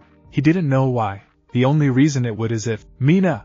We need to move, my sense just went off, which means that things are heading towards us. He grabbed her hand, and quickly moved them about 30 feet away until his senses slowly dulled down. But he noticed it hadn't faded completely. He was about to say something when something crashed immediately where they had just been standing, As they approached the crater, they saw what looked like a horror movie monster. It looked like a person, but its skin was charcoal black, like it had been charred by a fire of some sorts. It was extremely muscular, and had several angry red scars scattered across its body. It wore some shorts with knee pads that resembled skulls, and the most horrific feature it had was its head. It had a bird-like beak, but the fact its brain was exposed somehow made the creature all the more terrifying. Mina moved a little closer to check its pulse, when Izuku's spider sense went haywire. Mina looked out dash, but it was too late. The creature suddenly grabbed her by the throat, and stood up onto its feet. It looked around the clearing before its unintelligent eyes landed on Izuku. "Kid, this is bad. We have to get her free. Otherwise, it could break her neck, and she's too sick to help herself. We don't have a choice. We have to use our full powers." Needing no further convincing, Izuku's form shifted into that of Venom's, the sleek bodysuit forming, as quickly as it was able. His mask forming seconds later, the white scara of his mask narrowed menacingly. "We would appreciate it if you put down our friend." The creature gave no visible response, but its teeth clicked a few times, blood running from a few of them. "So you're injured then? Normally we wouldn't fight an injury whatever the hell you are, but you're trying to hurt our friend." At this, Izuku shot a tendril into a tree behind the creature, and zipped into it, ramming his shoulder into its solar plexus, forcing it to drop Mina in the process. She crawled weakly to another nearby tree, and faced the fight, her eyes widening in recognition of the masked figure that freed her from the monstrosity. "Venom?" Izuku gave no indication he heard her, too focused on evading the flailing fists of whatever the hell this thing was. "This thing looks like the bastard child of Solomon Grundy, and Big Bird." "Now is not the time for quips, symbiote." Venom growled through gritted teeth, hands locked with the monster's. It then lifted him up, and threw him into a tree, shattering it into splinters. "Damn, that hurt." Venom coughed out, as he stood up once again to face the creature. "This thing is stronger than us, which says something since our limit is 20 tons. We can't brute force it, because it shrugs off blunt force trauma." Venom took a moment to observe the creature. The fact its brain was exposed meant that it could be exploited. It didn't seem to have any thought capacity, reacting on blind instinct. "Alright, creature. Let's see how you handle this." Venom rushed the creature, using his spider sense to dodge its swipes, and subtly maneuver near a tree. Right hook, left hook, it kept swinging at him, missing each time. When it had gotten close enough to the tree, Venom suddenly shot his arms and body forward, tackling it into the base of the tree, before shooting 2 web tendrils to the other side, and then jumping back, wrapping them around the creature, and tying it to the tree. The creature struggled against the webbing, trying to break it. However, the tree was ripping in half from the force of the monster's strength, and struggling against its bonds. "Crap! How the hell are we supposed to put this creature down?" Venom ground out in annoyance. "We're going to have to bludgeon its brain. We know that it might cause brain damage, but this thing has to be put down somehow." "Fine, but we won't kill it." At this, Venom rushed back towards the monster, hitting in its beak repeatedly, until it brought it down, and headbutted Venom with the force of a rhino. Dazed, Venom was unable to stop the creature from ramming its shoulder into him, and knocking them both to the ground. Venom kicked the creature off of himself, and then used his right arm to wrap a tendril around the creature, and his left to pull them towards a boulder. Before they made impact, Venom tied the left and right strands together, and kicked off the creature midair, in an acrobatic maneuver many gymnasts would be jealous of. Before kicking off the ground towards the rock that held the monster, Venom pressed his knees to its shoulders, and began to beat the creature mercilessly on its brain case, until the creature lost consciousness. Venom slumped back, and fell to the ground. His mask receded into his suit. He took several deep breaths, realizing he'd crack a few ribs in his fight with the monster. Suddenly, police sirens filled the air, and Izuku realized he once again had to make a run for it. He was about to look for Mina when he was suddenly helped to his feet. "Go, before they find you. I'll tell them you saved me." Mina looked at him with concern evident in her oddly colored eyes. "Thank you." She then kissed his cheek, and gently nudged him to make his escape. "We will talk later though, Freckles." Izuku gulped, and nodded, before zipping away through the trees until he was sure he was safe. Mina watched him go, and thought only one thing, as he disappeared. Freckles is Venom? A few hours later, Mina and Izuku stood watching the city lights from a perch on a rooftop. As the twinkling lights came and went, the silence between them grew. Finally, it was Izuku who broke it. "We are Venom," he said simply, as if that wasn't a hot-button topic of debate right now. He was at worst a villain, though besides his assault on Bakugo, she didn't know of any crimes he'd committed, and at best, a vigilante. "Well, no duh, Freckles," she said exasperatedly. "Though I gotta admit, that suit doesn't leave much to the imagination. Wouldn't have pegged you, as a show-off," she continued with a teasing grin. Izuku looked at her aghast at what he just heard, but then he realized she wasn't running away in terror. Instead, she was eyeing him with respect. And something else he couldn't place. I can. Not now. I would have told you, Mina. I just didn't want to scare you off so quickly after meeting you. Izuku spoke lamely, finding the clump of grass next to his feet highly interesting. Dude, you realize you're considered a villain, right? Yes. But are you? No. Then that's good enough for me, she said, causing Izuku to look up. Their eyes met yet again, and she closed some of the distance between them. Izuku, you saved my life today. Now granted. While you could argue it's your fault we were there in the first place, she gave him a teasing grin. As he sputtered indignantly, you also unveiled a huge secret in order to protect me. That makes you a hero. My hero. She took his hand in hers, and brought him to the railing. She didn't let go of it though. Izuku, when you look at this city, what do you see? I see a place worth protecting. For more than just the financial gain of doing so. Exactly. You do what's right, not because it pays well, but because you genuinely want to help people. She closed the distance even more. That's what I like about you. And then, she kissed him. A few weeks later, Izuku sat on the couch in his mother's living room, watching the news covering the UA Sports Festival. Mina had done okay in the first event, and had earned a spot in the finals based on her performance in the second. While they were setting up the third event, he texted her that he was so happy for her, and he was excited to see her perform. She replied a minute later, if I win, can we kiss again? Winky face. This caused him to drop his phone in shock. Before he could reply, the news cut to a special on Venom. In other news, the villain-turned-vigilante known as Venom reportedly saved a local UA student from a creature that was involved in the USJ attack a few weeks ago, leading many to question his status as a villain. Other actions by Venom include saving numerous people from muggings, as well as stopping a few small robberies, while the Superhero Ethics Committee and the police denounce his actions as unsafe and unethical. One officer had this to say: what Venom is doing sounds great on paper, but he's also a lone wolf, meaning he doesn't answer to anyone. While he's not getting paid, that also means the only thing he answers to is himself. That's a dangerous place to be. We now go live to one of our field reporters, who is interviewing citizens on their thoughts on Venom. The image shifts to a reporter standing beside a man with a disfigured face, his nose missing. He had dreadlocks, a red scarf, and a rather pointy chin. Sir, you said that you support what Venom does. Why is this? Venom is a true hero, much like All Might. He does his work not because it is profitable, but because it is the righteous path. He is not like these gaudy pretenders who are no different than mercenaries enforcing the law for financial gain. Venom, if you are hearing this, I want you to know that I too will carry on this path. The man stopped speaking and walked away, causing the news to shift its feed back to the studio. Fascinating stuff there. It appears we took more time than we thought, and now we have moved on to the second round of the UA Sports Festival Finals. We have Hitoshi Shinso versus Nito Monoma. As Izuku watched the fight, he heard how Shinso talked about his quirk, and how everyone saw it as villainous. He's like me, he thought, eyes glued to the television. Monoma kept rushing him, trying to touch him for some reason that the announcers hadn't seen fit to explain. Shinso's quirk was called brainwashing, and apparently allowed him to control people based on responses to his questions. However, the fight was over when Shinso made a comment about Class 1A being superior, causing Monoma to freak out and scream about how overrated they are. This led him to become brainwashed, and Shinso made him cartwheel out of the ring. Indeed, the boy is a kindred spirit. I think we should seek him out. While having Ishido as an ally will undoubtedly be helpful, by helping Shinso, you add a versatile quirk into your group's arsenal. So we're a group now? Not quite. But if you're anything like Peter, which you definitely are, you're going to end up with a team of heroes. And kid, trust me, you want that guy in your corner. I understand.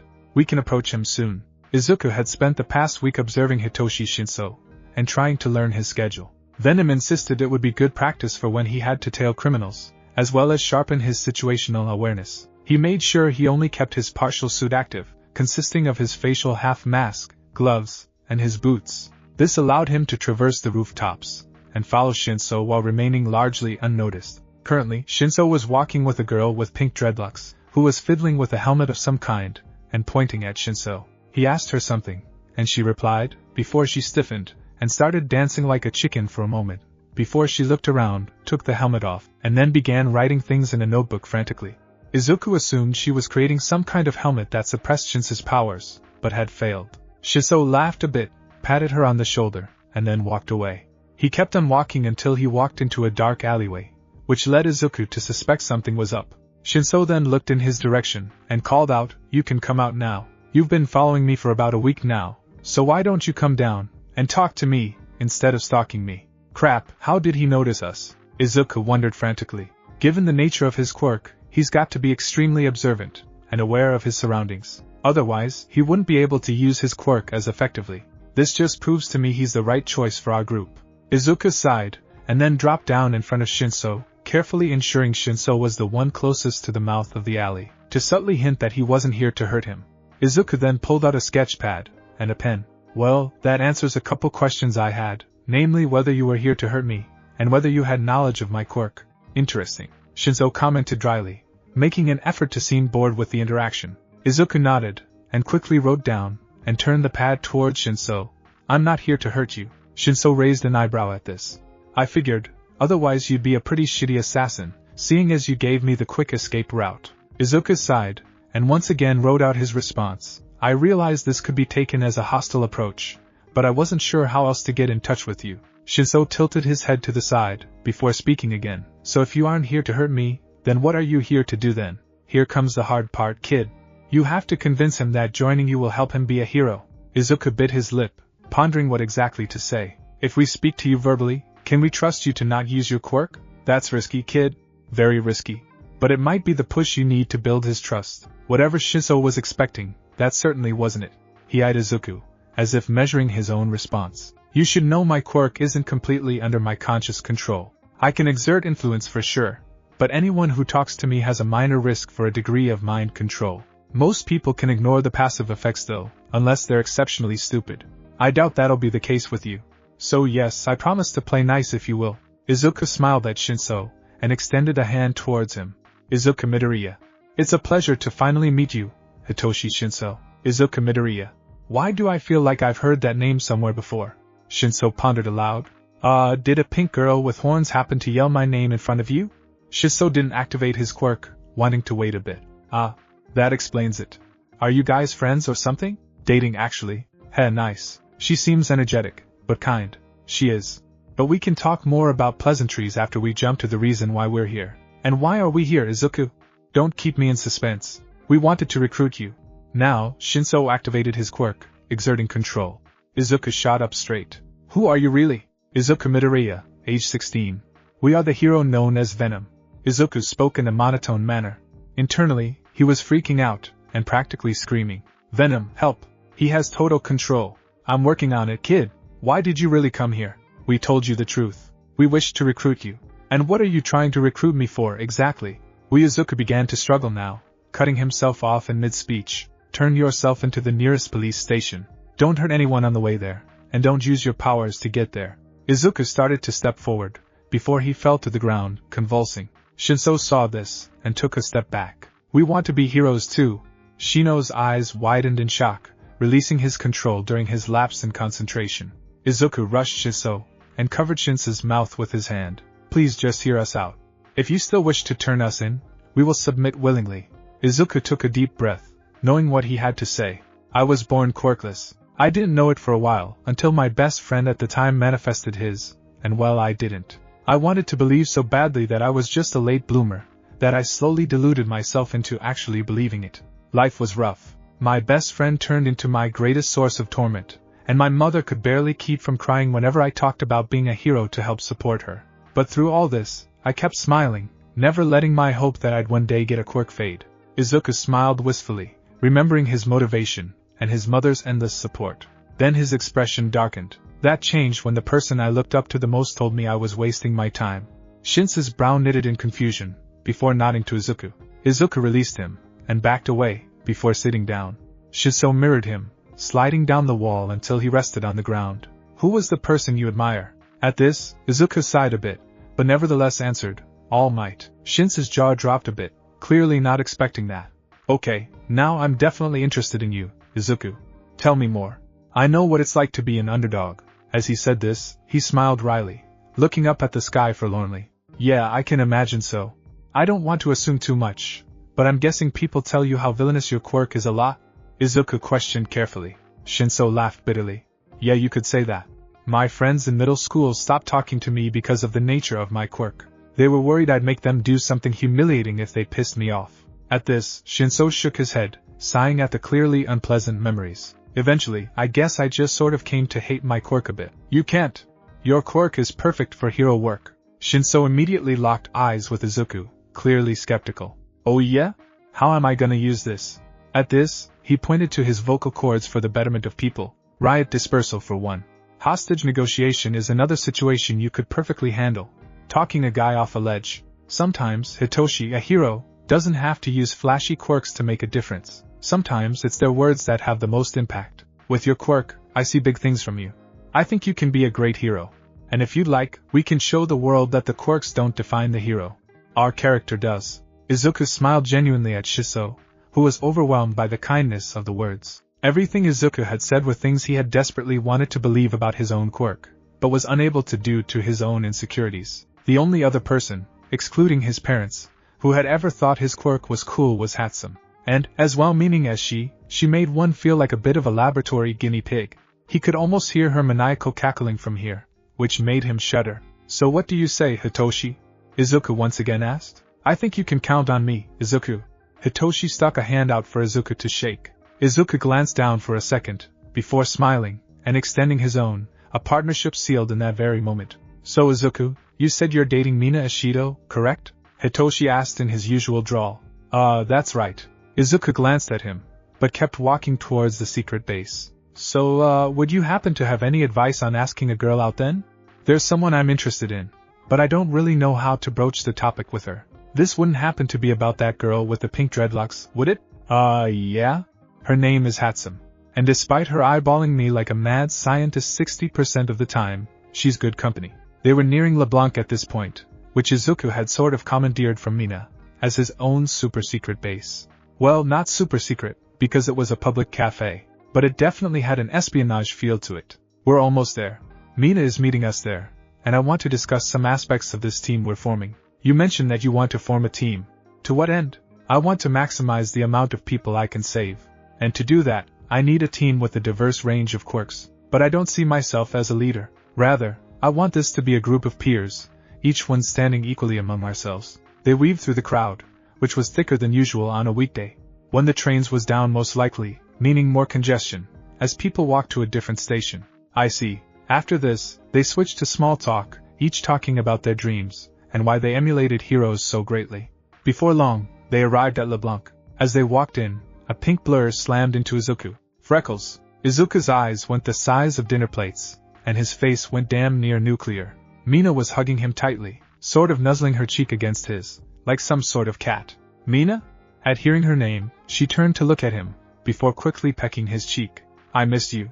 It's been a week since we've hung out. School has been kicking my ass, Freckles? Upon hearing a new voice, Mina turned her attention towards the guy who could have easily been Aizawa's long-lost son. She quickly turned Izuku around, and whispered conspiratorially, So is this the guy for that thing we talked about? Yes, that's Hitoshi Shinso. Izuku nodded. Excuse me? He looks kind of like my teacher. You realize I can hear you, right? Yeah, Mina, but he's a good guy. Is the ignored Hitoshi show over yet? At this, he poked them in the shoulder, an annoyed look on his face. They both turned back to him, rubbing the back of their necks sheepishly. Sorry, they said in unison. Anyway, Izuku glanced around before his eyes settled on their booth near the back of the cafe. Let's take a seat, and get down to business. They each took a seat at the table after placing an order with Boss Sojiro, with Mina sitting next to Izuku, Shinso sitting opposite from them. Mina took Izuku's hand before she gave him a victorious grin, and squeezed his hand. He blushed a bit, but said nothing. They waited to discuss their business until after they ate, during which Shinso had the typical LeBlanc curry reaction. He asked Sojiro the secret to the heavenly curry he made, which was pretty ballsy. Sojiro laughed, and said his science buff friend turned the recipe into a chemical formula to maximize the impact of each ingredient. If a scientifically prepared meal can't attract Hatsum's attention, I don't know what will. Hitoshi filed that information away for later use. He'd definitely try to ask Hatsum to come with him next time. Izuku glanced at both Mina and Shinso. Both nodded at him, while Mina also gave his hand a reassuring squeeze, prompting him to speak. I want to form a team with you guys. At this, both Mina and Shinso nodded, as they were aware of this. Still, it was better to be completely clear up front. However, given that my alter ego isn't exactly the most popular guy in the city right now, we'd essentially be vigilantes. At this, the others shrugged, not really expecting to be labeled any differently. Before you go on, Izuku, I want you to upfront with the both of us. Both Izuku and Mina glanced at Hitoshi at this, unsure of what he was going to say. There was a reason you were labeled as a villain initially. Care to explain what led that to happen? Izuku sighed. He should have known this would come up, as it wasn't an unreasonable question. The UA student I fought was my childhood bully, Katsuki Bakugo. Mina gasped, and Hitoshi's eyes narrowed. Kaken used to be my friend, but when he found out I was quirkless, he saw it as his duty to beat any notion of being a hero that I had out of me. The idea seemed to offend him on a personal level. I tried not to let it get to me, but I eventually did once my quirk manifested. At the insistence of my teacher, I sought out Bakugo for a match. This was to serve as my final exam in my teacher's training, as well as a growing exercise for myself, as a person. I lost control of myself, with the years of suppressed anger and resentment bubbling up when I had him at my mercy. I was about to drag him to a hospital, but that's when the cops showed up, and they took the sight before them at face value. Bakugo probably did nothing to clear this up, as he clearly hates me, but would never acknowledge it was me who did that to him. I can only assume he heard our hero name in between the introductions my fist had with his face. Don't you think you went a little overboard? Hitoshi asked blandly. I do and I don't. One of the last conversations I had with Bakugo involved him telling me to jump off a building so I could maybe have a quirk in the next life. Both Mina and Hitoshi's eyes widened. Mina threw a hand over her mouth, and Hitoshi opened and closed his hand several times. Mina pulled him into a hug, while Hitoshi said nothing. That's awful. I'm so sorry, Freckles. What kind of hero tells someone to kill themselves? Izuku smiled reassuringly at the two of them, clearly having moved past it. It's fine. My issues aren't what we are here to discuss. Hitoshi nodded, before saying you're right. Tell us about your team idea. Izuku took a breath. This was it. Pro heroes don't seem like they know why they fight anymore. I'm not saying they're all bad, but take Endeavor for instance, there are some unsettling rumors about him, specifically as a father. Nothing confirmed, but he's the number 2 hero. That's concerning. I want to remind the hero industry why it exists in the first place. That its duty is to the people first, and not their sponsors. I agree with everything you just said, but, as this team stands now, I don't think it will work. Izuku looked over at Hitoshi, gesturing to him to speak his mind. First off, you're still considered a villain, at least at the moment. Secondly, I'm a nobody at the moment. Ashido isn't a known entity either. This means we have any lack of claim to legitimacy beyond our own claims to the contrary. And what do you call someone without credibility? A nut job. Izuku sighed at this, which made Hitoshi chuckle. What's so funny? You did just say this was impossible. Mina pointed out. When did I ever say that? I just pointed out we need another member. And it just so happens I have 2 in mind. Who? Izuku said, asking the question on both their minds. Shudo Todoroki and Mei Hatsum. Hitoshi stated simply. Todoroki? At this, the gears in Izuku's head began spinning. Yes, Todoroki would be perfect. He had a powerful quirk, and, as the son of Endeavor, the cops wouldn't be able to paint his actions in a bad light unless they really screwed up. Having Shudo also grants them a degree of legitimacy they wouldn't have currently, as he's the son of the number 2 hero. If nothing else, his presence alone could eventually prompt an olive branch from the Hero Ethics Committee and the police, if only to preserve Endeavor's reputation. Freckles? You're muttering. A lot. Mina's voice brought him out of his musings, causing him to look back up Hitoshi and Mina. He chuckled sheepishly. Sorry, that's just the thing I do. But you have a point, Hitoshi. Todoroki would give us the degree of validity we need to continue operating. That just leaves us with 2 problems. How do we convince him? And when do we do it? Mina coughed, signaling she wanted to jump in. Actually, I have some thoughts about that. See, hero internships start in 2 days. I know for a fact Todoroki is being forced to do it with his dad and Hosu. The gears in both Izuku's and Hitoshi's head began spinning, and they shared a glance. Hitoshi nodded. Then that's when we approach him. In 2 days at Hosu. Now what's the story about the Hatsum girl? At this, Hitoshi blushed slightly, before he coughed. Mei is sort of driven by experimentation. All we have to tell her is she can have her babies being field tested, and she'd build us a damn tank if we wanted. But we'll need costumes and names. In your case, Mina, you can't use your hero name you gave in school. At this, Mina beamed. I actually saved the name I wanted, and gave out something different when we chose names today. From this day forward, you can count on the Alien Queen for backup. She winked at Izuku, and threw up a peace sign. Hitoshi and Izuku's sweat dropped at this, unsure of what the hell they could say to that.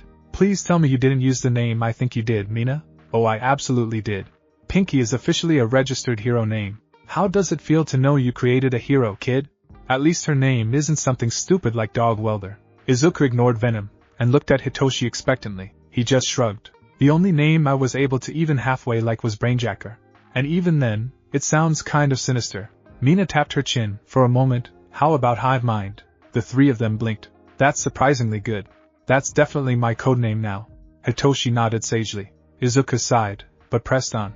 Okay, so names are taken care of, now we just need to discuss outfits and gear. I'm set, as my quirk naturally handles that. But Mina needs a new outfit, to hide her identity. And Hitoshi, you need something, as well, along with something that will carry your voice, along with some self-defense tools. I know some Aikido, and I was planning to carry a microphone, and a taser until I can convince Hatsum to make something for me. I'll ask her to make something for Mina, as well next time I see her. Mina nodded. I actually wanted to make some changes.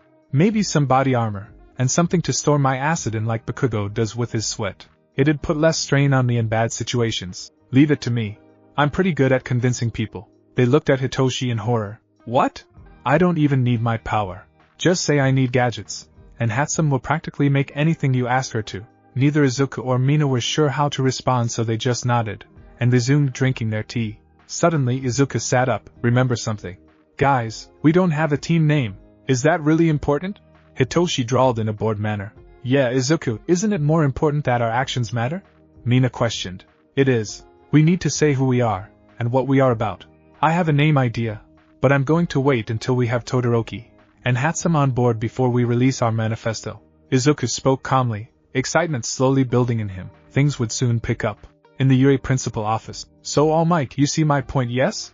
Nedza spoke, fingers clasped in front of him. Given the unnatural acceleration of the loss of your powers, and the frightening nature of All for One's threat, we need to take drastic measures. Perhaps young Bakugo is the answer to that.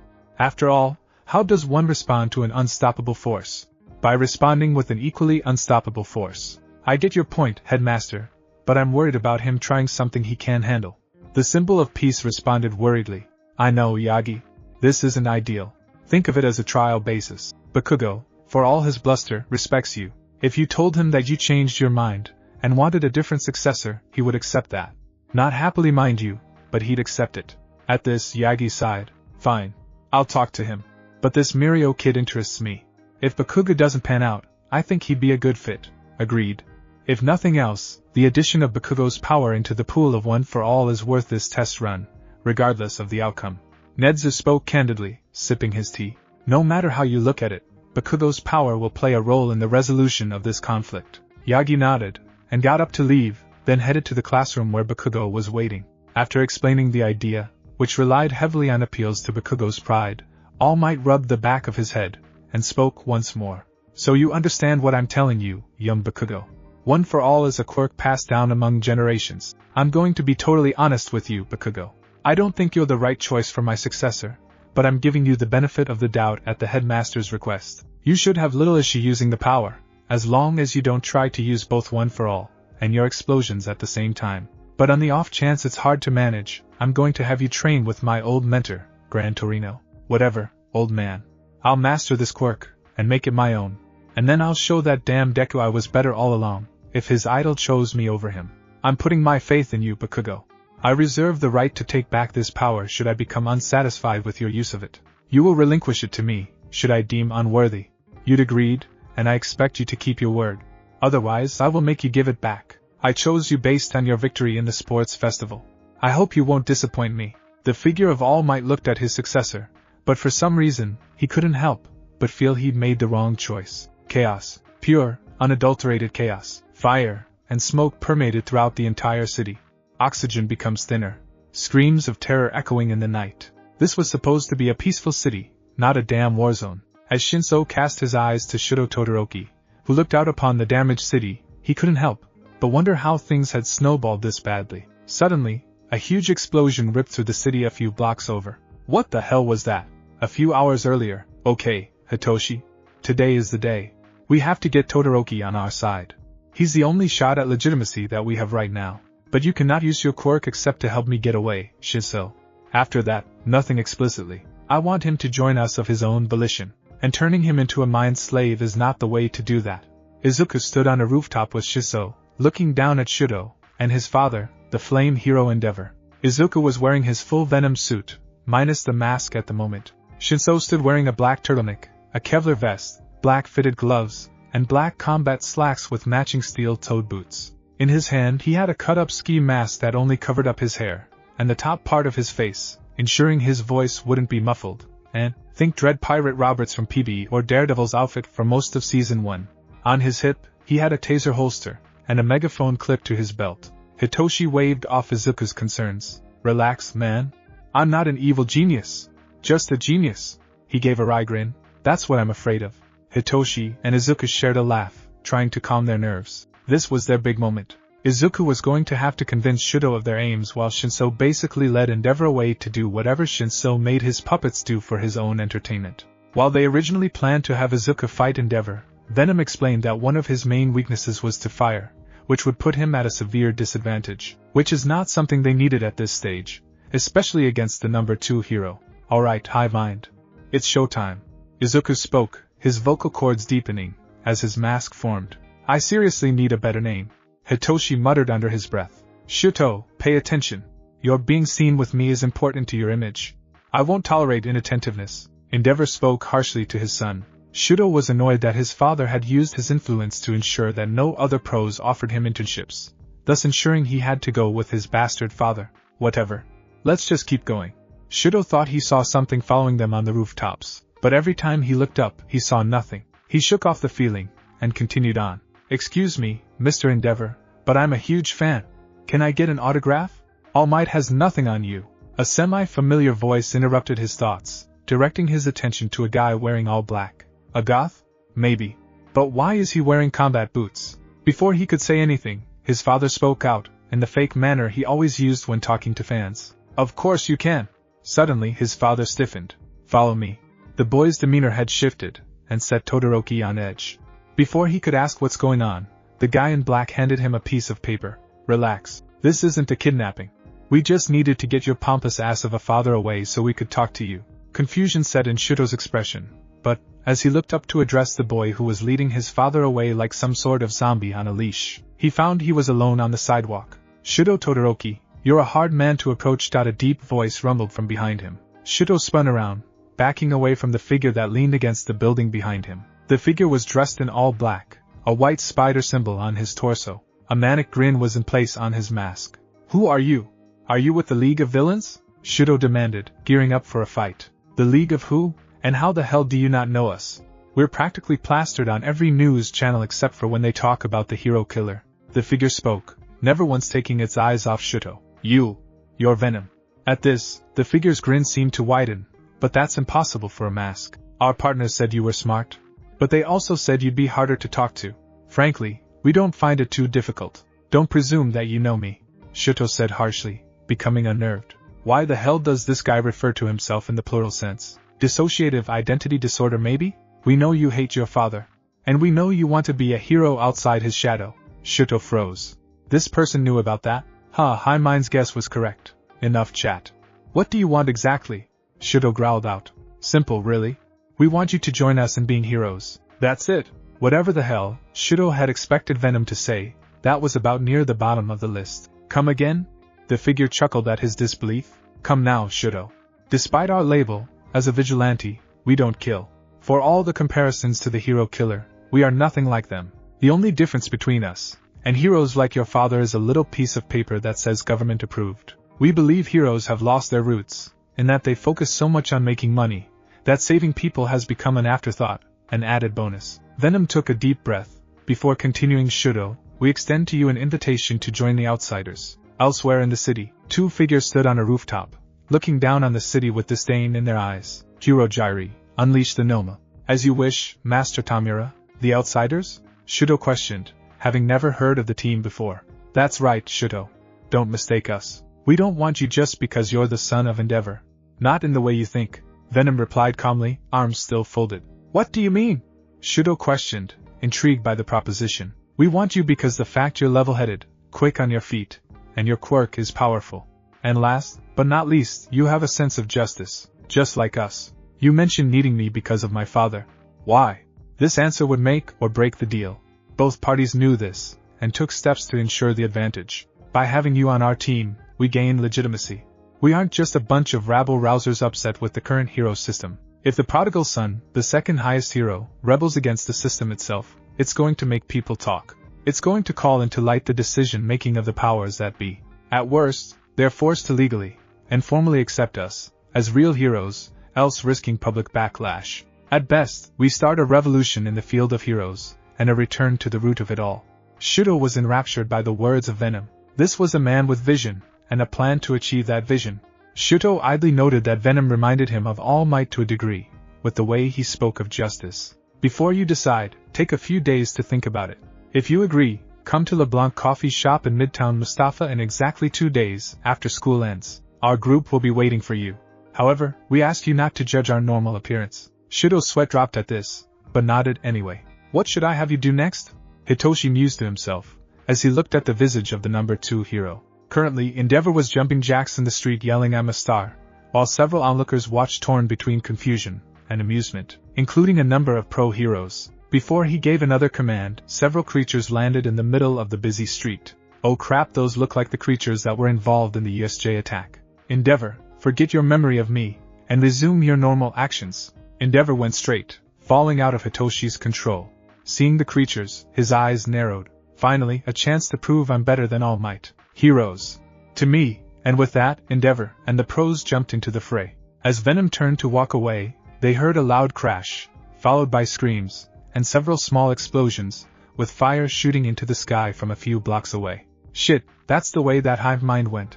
Venom spoke, concerned about leaking into his voice in regards to his friend. He then looked at Todoroki. Looks like we're getting a crash course in teamwork earlier than we thought. Shudo only nodded, before activating his ice, and turned to where Venom had been a few seconds ago. A voice made him shoot his head in the direction of the flames. He saw the figure of Venom shooting up into the air, swinging from building to building with black tendrils. Try to keep up, Shudo. As Shudo looked up, he could only think to himself, pretty cool, before he shot off down the street using a bridge of ice. As Venom looked back to see Shudo following him in a creative manner, he too thought that Shudo was pretty cool too. Hitoshi was trying to get in touch with Izuku, but he wasn't answering his phone. Just as he was about to call again, 2 figures landed beside him. Man, Venom, took you long enough. I take it your chat with our friend here went well? Hitoshi questioned his friend curiously. For the most part.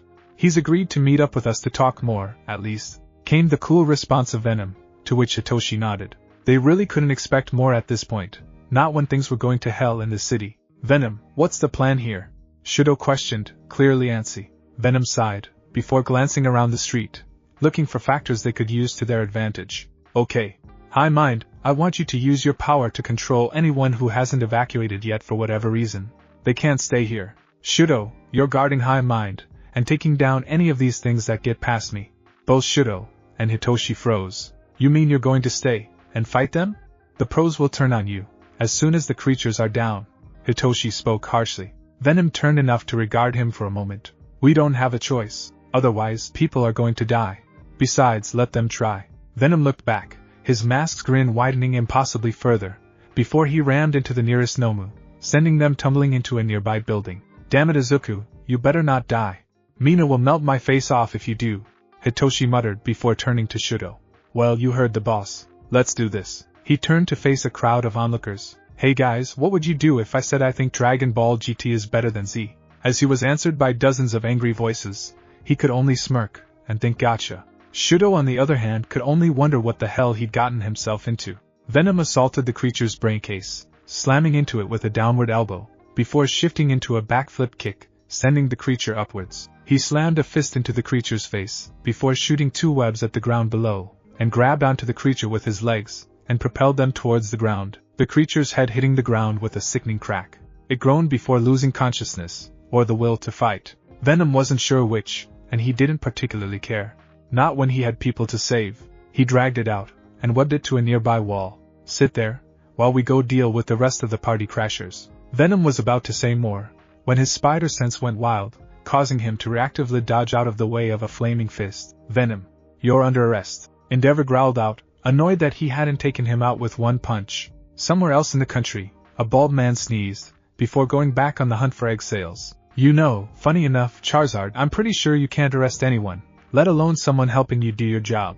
Venom retorted dryly. I'm even more sure that if you'd actually hit me, you'd be under investigation for assaulting a private citizen, since I'm only wanted for questioning in regards to the brawl case. Endeavor's face paled, before he withdrew his fist. Fine, what are you here for? I thought I'd take a walk in the woods, long way from the forest. Took a wrong turn in Albuquerque. Endeavor twitched, but said nothing. His eyes panned to the two remaining creatures. How much do you know about these things, Venom? I don't. Other than the fact they can be taken out, that's about it. They're called Nomu. They're human weapons created by the League of Villains. We think they're geared towards killing high-profile heroes. Each has multiple quirks. We don't know how though. That's problematic. The good news is they don't seem to be capable of analytical thought, and the quirks they have aren't particularly dangerous on their own, at least to pros. However, when you combine them all, that's when things get dangerous. Endeavor explained, ensuring he was thorough, and loud enough that the pros with them could hear. We don't know how many have been unleashed in the city, so we need to wrap this up fast. We are in agreement, Vigilante. But after they're down, you and I shall have words. Only words? Not sentences? Endeavor's growl, and the groans of nearby pros was Venom's only answer. Man, I feel like a dude playing in RTS, High Mind commented, as he forced the civilians to march in a double file line. Shudo just looked confused, but said nothing. They continued to work at getting the people to safety, with Hive Mind antagonizing and controlling any other civilians they came across. Endeavor was going toe-to-toe with a strength Nomu, gripping hands locked with the beasts in a struggle of pure strength. He roared in anger, before forcing the creature to its knees, before activating his flame shroud, and burning the creature. It clicked its teeth, before shoving Endeavor to the side, then rushing to a pro who wasn't paying attention. Just as it reared its claws back to slice the pro to ribbons, a black blur slammed into it, forcing back towards Endeavor. Pay attention to your surroundings, man. These things aren't pushovers. Venom spoke to the hero he'd saved, before offering a hand to help him up. The pro hesitantly took his hand, but before he was pulled to his feet, a massive explosion ripped through the city, and the shockwave forced them to the ground again. Elsewhere, Bakugo stood facing the hero killer Stain, glaring at the man who dared to call him unworthy. He'd even said that fucking Izuku was a true hero, while he was just a pretender. You're really starting to piss me off, Stain. Bakugo growled out. He'd been lucky not to get cut and neutralized like that damn extra Ida. But you're going to find out just how special my quirk is. He may have said to not use it yet, but he doesn't know how strong I am. Orange bioelectricity swirled furiously around Bakugo's right arm, his palm facing towards Stain. Now die, trash. As the explosion went off, Bakugo noticed something wrong with the chain reaction, indescribable pain setting in his arm, making him scream, before everything went dark. What the hell was that? Was it the villains?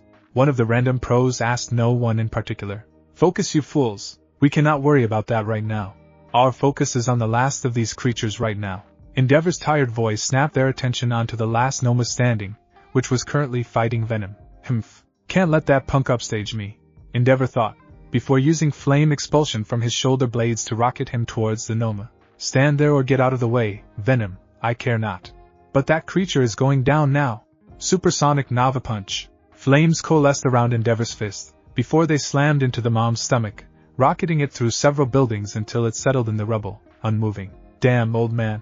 That's some right hook you got there. And don't you forget it. We'll settle things eventually, Vigilante. But today isn't that day. Endeavor gave a nod, and then ran towards the site of the explosion that had rocked the city minutes prior. I want to help more, but I need to take Hitoshi and get back home. Mom will freak out if I'm out any later than this. Pain. That's the first sensation that Bakugo awoke to. The first sight he saw was his mother sleeping in a chair, and All Might standing in the corner beside him. You're awake, young Bakugo. Came the symbol of peace's words, his voice betraying nothing. I suppose this is my fault. My gut told me you were not the person to entrust this power, but the headmaster assured me that the sports festival was a worthy test of a successor. He ran a hand through his hair. I'll be a frank kid. I've decided that you should give me back one for all. You're too volatile, and you did exactly the one I told you not to. You combined one for all with your explosions. Do you have any idea what you've done? You killed the hero killer in the blast. You scared young Ida's face. You blew off that pro's leg. As of now, you're on probation within UA until further notice. Bakugo tried to pull himself up with his right arm, only to realize he couldn't feel his right arm. He looked over, before he started panicking. Where is it? All Might couldn't look at Bakugo, unable to stomach the panic seeping across his features. Bakugo screamed, frantically, where the fuck is my arm? How could you do this to me? As he began to thrash in his bed, he yanked out a few hairs, and threw them in All Might's face. Take back your fucking quirk. Izuku was waiting in LeBlanc for the rest of the group to show up. He took a moment to glance around the shop since he had nothing better to do. The shop itself was kind of empty, which was kind of the typical occurrence. Come to think of it, besides a few regulars like Mina, and a few others, he couldn't remember ever seeing it super crowded. He idly wondered how Sojiro stayed in business. Speaking of Sojiro, he'd run to his house for a second to check on something, so Izuku was the only one in the store at the moment. He turned his thoughts back to the outsider's first meeting with a prospective member. He wasn't completely sure if Shudo would show up, despite their slight bonding under fire. He was so wrapped up in his thoughts, that when someone blew in his left ear, he spazzed out, and fell under the table. He then heard Mina's familiar cackling, as she knelt down to check on him. She tried to speak in between rasps of laughter. Mina laughed melodiously. I'm sorry Izuku, I couldn't help it. I waved my hand in front of you 4 times, and said your name at least 8 times, so I decided to take drastic measures. She got you good, kid. I'm kind of jealous she made you spill. Maybe I should make efforts to mess with you too. Please don't. She's already sending me towards a heart attack. You're here early, Mina? Her face darkened, as if remembering something unpleasant. Izuku, there's something you should know. It's about Bakugo. And something he did, she said, fidgeting. Did he touch you? A pause. Izuku bit his lip nervously and stammered. Unwillingly, of course, looking away, not wanting to make eye contact. Because I'll web him to a wall somewhere if Mina blinks, clearly not expecting him to be so insecure, but still wanting to protect her. It touched her heart, and made her want to reaffirm their relationship. Don't get me wrong, I know you can take care of yourself. Mina shut him up rather effectively. After all, it's rather difficult to speak when a pretty girl is occupying your lips with hers. Slowly, she pulled away, as he stopped freaking out. Izuku, it's nothing like that. Though it's adorable that my boyfriend is so protective of me. Boyfriend? Izuku was having a heart attack. Or a stroke. Yeah, that's what this is. He'd had a stroke, and this was one big brain bleed-induced hallucination. She flipped him in the nose. Bad Izuku. No, mutters. She glared playfully at him before continuing. Yes, I said boyfriend. Because we've been dating for weeks, and I consider you such. She shifts into a very haughty and pompous British accent. The alien queen graciously bestows upon you the title of boyfriend most righteous. 8. She made an exaggerated knighting gesture with a butter knife. This made Izuku smile softly at her, which made her blush a bit, lilac staining her cheeks. She leaned in, and whispered conspiratorially. Unless you're dating some other cute girl from outer space? Izuku laughed softly at this, and shook his head. No, I think Mina Ashido is the only alien queen for me. He took her hand in his, and they sat down in their booth. Now what's this about Bakugo? It's kind of a long story, so broad strokes. I bet you'd like it if I stroke something. Basing. Heyo. Mina. Ha, you're too easy to mess with. No need to be such a prude, Aizu. Anyway, so yeah, Bakugo fought the hero killer with another of our classmates. Things didn't go so well for them though. What do you mean? Bakugo blew his arm off in the fight. He refused to say how. He's always been quiet, at least until someone talks about Venom or talks too loudly. But now he's broody. That hit Izuku like a sack of bricks. He didn't hate Bakugo, but he definitely didn't like who he'd become. He respected Bakugo, at least back then, but Venom had opened him to being more critical of his actions. He'd always held out hope that they'd one day be friends again, but that seemed unlikely. He swallowed his other questions, instead trying to get a grasp over the situation. What happened to your other classmate? Ida got nerve damage in his arm, and Bakugo burned his face, though not intentionally. He has burn marks over his left eye that run to his hairline. He's lucky he didn't lose any vision. We don't know the details though. Apparently, the cops got involved, and it's super hush-hush. Supposedly the hero killer died in that fight, but there's no word on who killed him. Izuku sat there stunned. Obviously, if the situation was kept under wraps, that means either Bakugo or this Ida guy killed the hero killer. What's Ida's quirk? Huh? That's what you're curious about, out of everything I said? I promise it's a relevant question, Mina. She eyed him skeptically, but told him anyway. It's called Engine. He's actually related to Ingenium. Let him run fast. Then that settles it. Settles what? Bakugo killed the hero killer. They wouldn't try to keep details under wraps that badly unless it would paint UA in a bad light. My guess, as to what happened? Ida went looking for revenge, since Ingenium was the hero killer's most recent victim. They're brothers, so that makes sense. I don't exactly know why Bakugo was there though. Is he friends with Ida? Not at all. Ida detests Bakugo because he's unruly and crass. Maybe he just stumbled across them then. So Bakugo sees what's happening, and then a fight ensues. Flash forward to the end, and Bakugo is desperate. He creates an explosion larger than he can handle, and blows his arm, stain, and the surrounding area to bits in the process. Mina looked at Izuku in awe, having never really seen his analysis in action. Wow, Izuku, are you related to Detective Conan? No, I don't think I'm that good. Before Mina could say anything else, the store's welcome chime dinged, causing them to look up. They saw Hitoshi walking in with Shuto Todoroki in tow. They were both wearing their respective UA uniforms. They slid into the booth across them, and nodded in greeting. Ashido. What are you doing here? Shuto asked curiously, not expecting to see the pink girl, especially sitting so close to a boy he didn't recognize. Oh, hey Shuto. I'm glad you could join us, Mina replied enthusiastically, happy that her classmate had shown up. Us? It clicked with Todoroki. He turned to the unfamiliar boy. You're Venom? Shuto eyed him up and down, appearing somewhat skeptical. I imagined you'd be more intimidating outside the suit. Ha! I keep telling you that I make you look good. Izuku ignored the mildly arrogant self-preening of his partner, and instead chuckled nervously at Shuto. Yeah, I can imagine so. I don't look like much, do I? At this, Mina flicked his ear. Oh, what was that for? Now, Freckles, none of that. I happen to think you look cute, and scrumptious cinnamon rolls. Izuku placed his face in his hands to hide his blush, which was prompted by her shameless flirting. Hitoshi snorted, and then shook his head. Man, let's focus back on the reason we're here, and less on embarrassing Izuku, he said dryly. Izuku beamed at the rescue attempt by his friend. Besides, Mina, there will be plenty of time for that later. Or not, Izuku's sweat dropped. Shuto nodded, taking this chance to voice his concerns. Let's say I do agree to your little crusade, Izuku. Shuto spoke candidly. What exactly stops us from doing whatever we want? The media and authorities have a point about you. You don't answer to anyone but yourself. Upon hearing this, Izuku sighed, knowing he'd have to self-disclose to win over Shuto. Let me tell you a story, Shuto. It's about a boy who didn't have a quirk, yet wanted to be a hero more than anything else in the world. Shuto sat up straighter, looking at Izuku intently. Izuku Midoriya and his friend Katsuki Bakugo wanted to be heroes so badly. They wanted to be just like All Might. That was great until they turned 6. Katsuki got a really powerful quirk. Izuku didn't. Izuku paused, clearly struggling with his own bad memories. Mina squeezed his hand reassuringly. He sighed, and continued. In fact, the longer that Izuku didn't develop a quirk, the angrier and crueler Katsuki became. Eventually, Katsuki stopped treating Izuku like a friend, and instead started using him as a punching bag.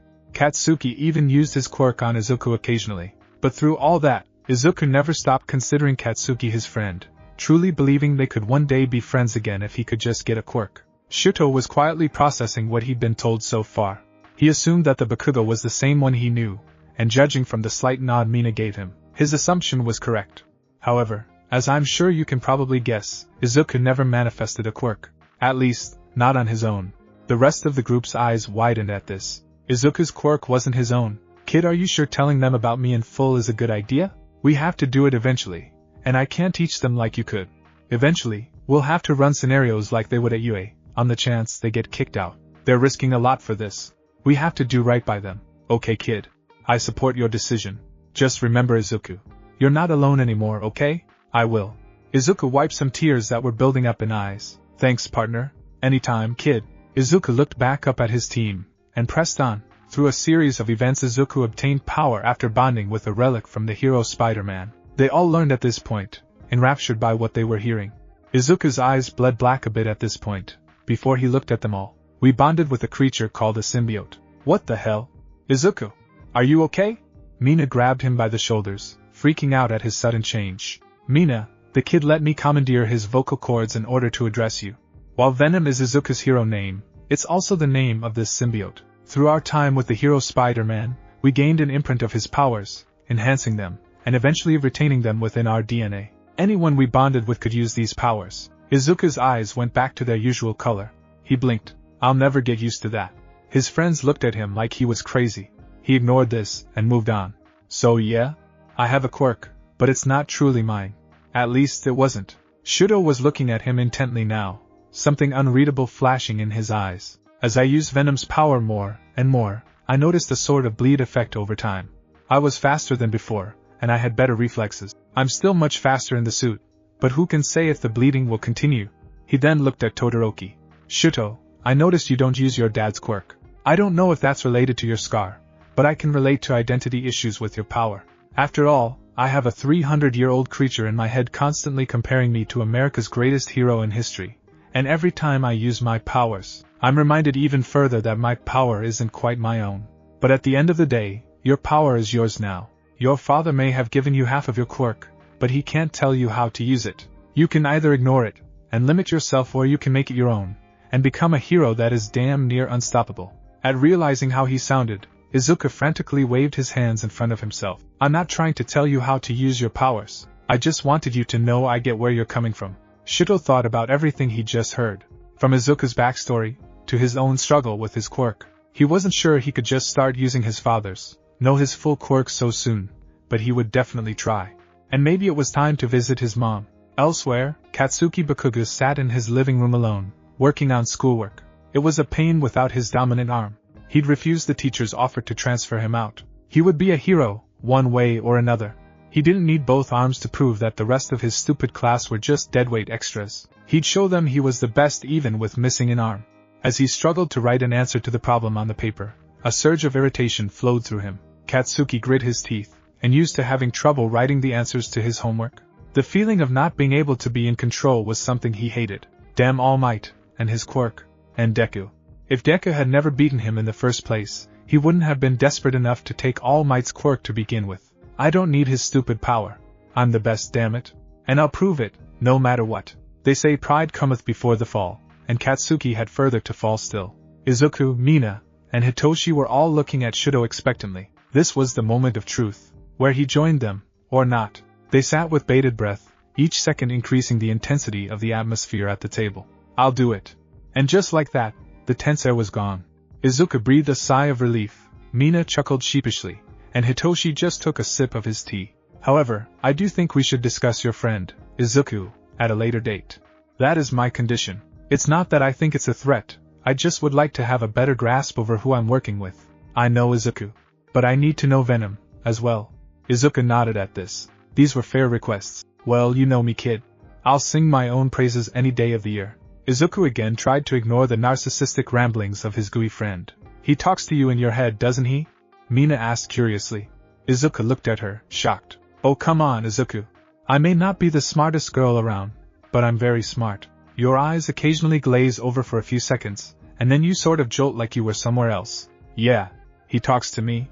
He sort of alternates between narcissism and being helpful. The others deadpanned at him. What kind of non-physical entity talks about how awesome they are enough to be labeled as a narcissist? Mina suddenly bonked herself in the forehead. The rest looked at her curiously. Duh. We have to give Shuto a cool nickname. Hitoshi sighed at this. Shuto just looked confused, and Izuku just scratched his cheek. I think we should address some more pressing concerns. At this, Hitoshi nodded. I agree. The Hosu incident showed me that while my quirk is good for handling humans, I can't fight the Nomu. This, more than anything else, affirms that we need two things before we can truly make our appearance to the world: a gear maker, and funding. I have a friend I can get involved with, and I can start on that tomorrow, as I'm sort of meeting her after school tomorrow anyway.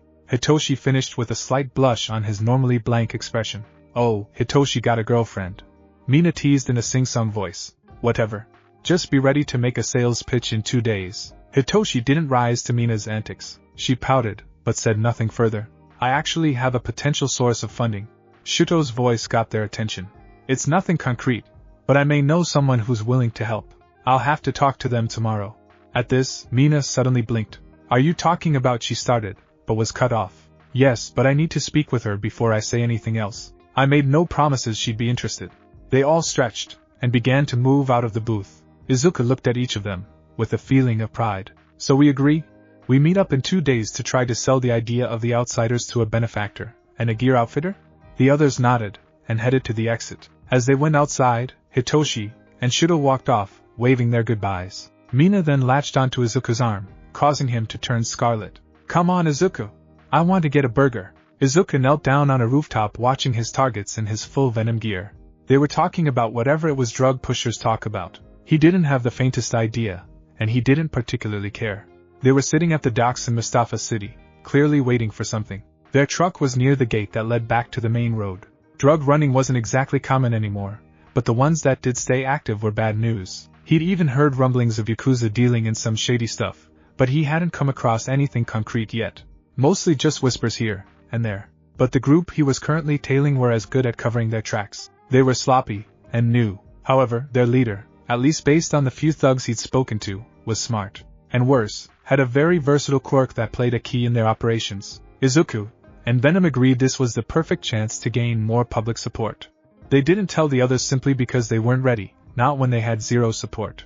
Izuku would be damned if he let them go before he could make lesson tapes using Venom at minimum, and ideally after they'd gotten gear for the others. One of the dealer's phones went off, bringing Izuku out of his thoughts, and focused once again on the thugs. Judging by the dealer's rapidly paling face, he was probably talking to his boss. He seemed nervous, and he brought the phone in front of him. Suddenly, there was a flash, and with it came a lanky man wearing an expensive-looking suit, who definitely did not look happy. The lanky man put his hand on the dealer's shoulder, and he looked down at the phone on the ground. There was another flash, and suddenly they were gone. The remaining two dealers looked at each other, and shrugged, before walking back to their truck they'd left at the gate. Izuku figured he'd follow them, if nothing else to get some leads on the rest of the operation. They tried to drive, as inconspicuously as possible, but Izuku remained vigilant in tailing them. You should consider using some tech along with us. Trackers, for example, would make this less urgent. Maybe even consider lenses you wear under the mask for night vision purposes. Plus, everyone loves toys. Maybe, but I don't think that's something I'd be able to make. Perhaps we can bring it up with Hitoshi's friend? Izuku thought back to his partner, recognizing the merits of incorporating some tools. He'd have to draw up a list of specs he wanted first though. Something to do after this, I guess. Izuku muttered, now consciously thinking about all the fun little goodies he could request. In the name of justice, of course. As he jumped from building to building in a zigzag formation, he felt confusion from his partner. That's something I've never understood. I know the buildings here aren't as big as New York, but you could still try to web sling for movement. Instead, you vault across the street, and jump building to building, only using weblins from quick zip lines. Why is that? It's better exercise this way, and it's not like the suit doesn't help my stamina. This way, I combine hero work with actual endurance training. Plus, I may be similar to Peter, but I'm not him, Venom.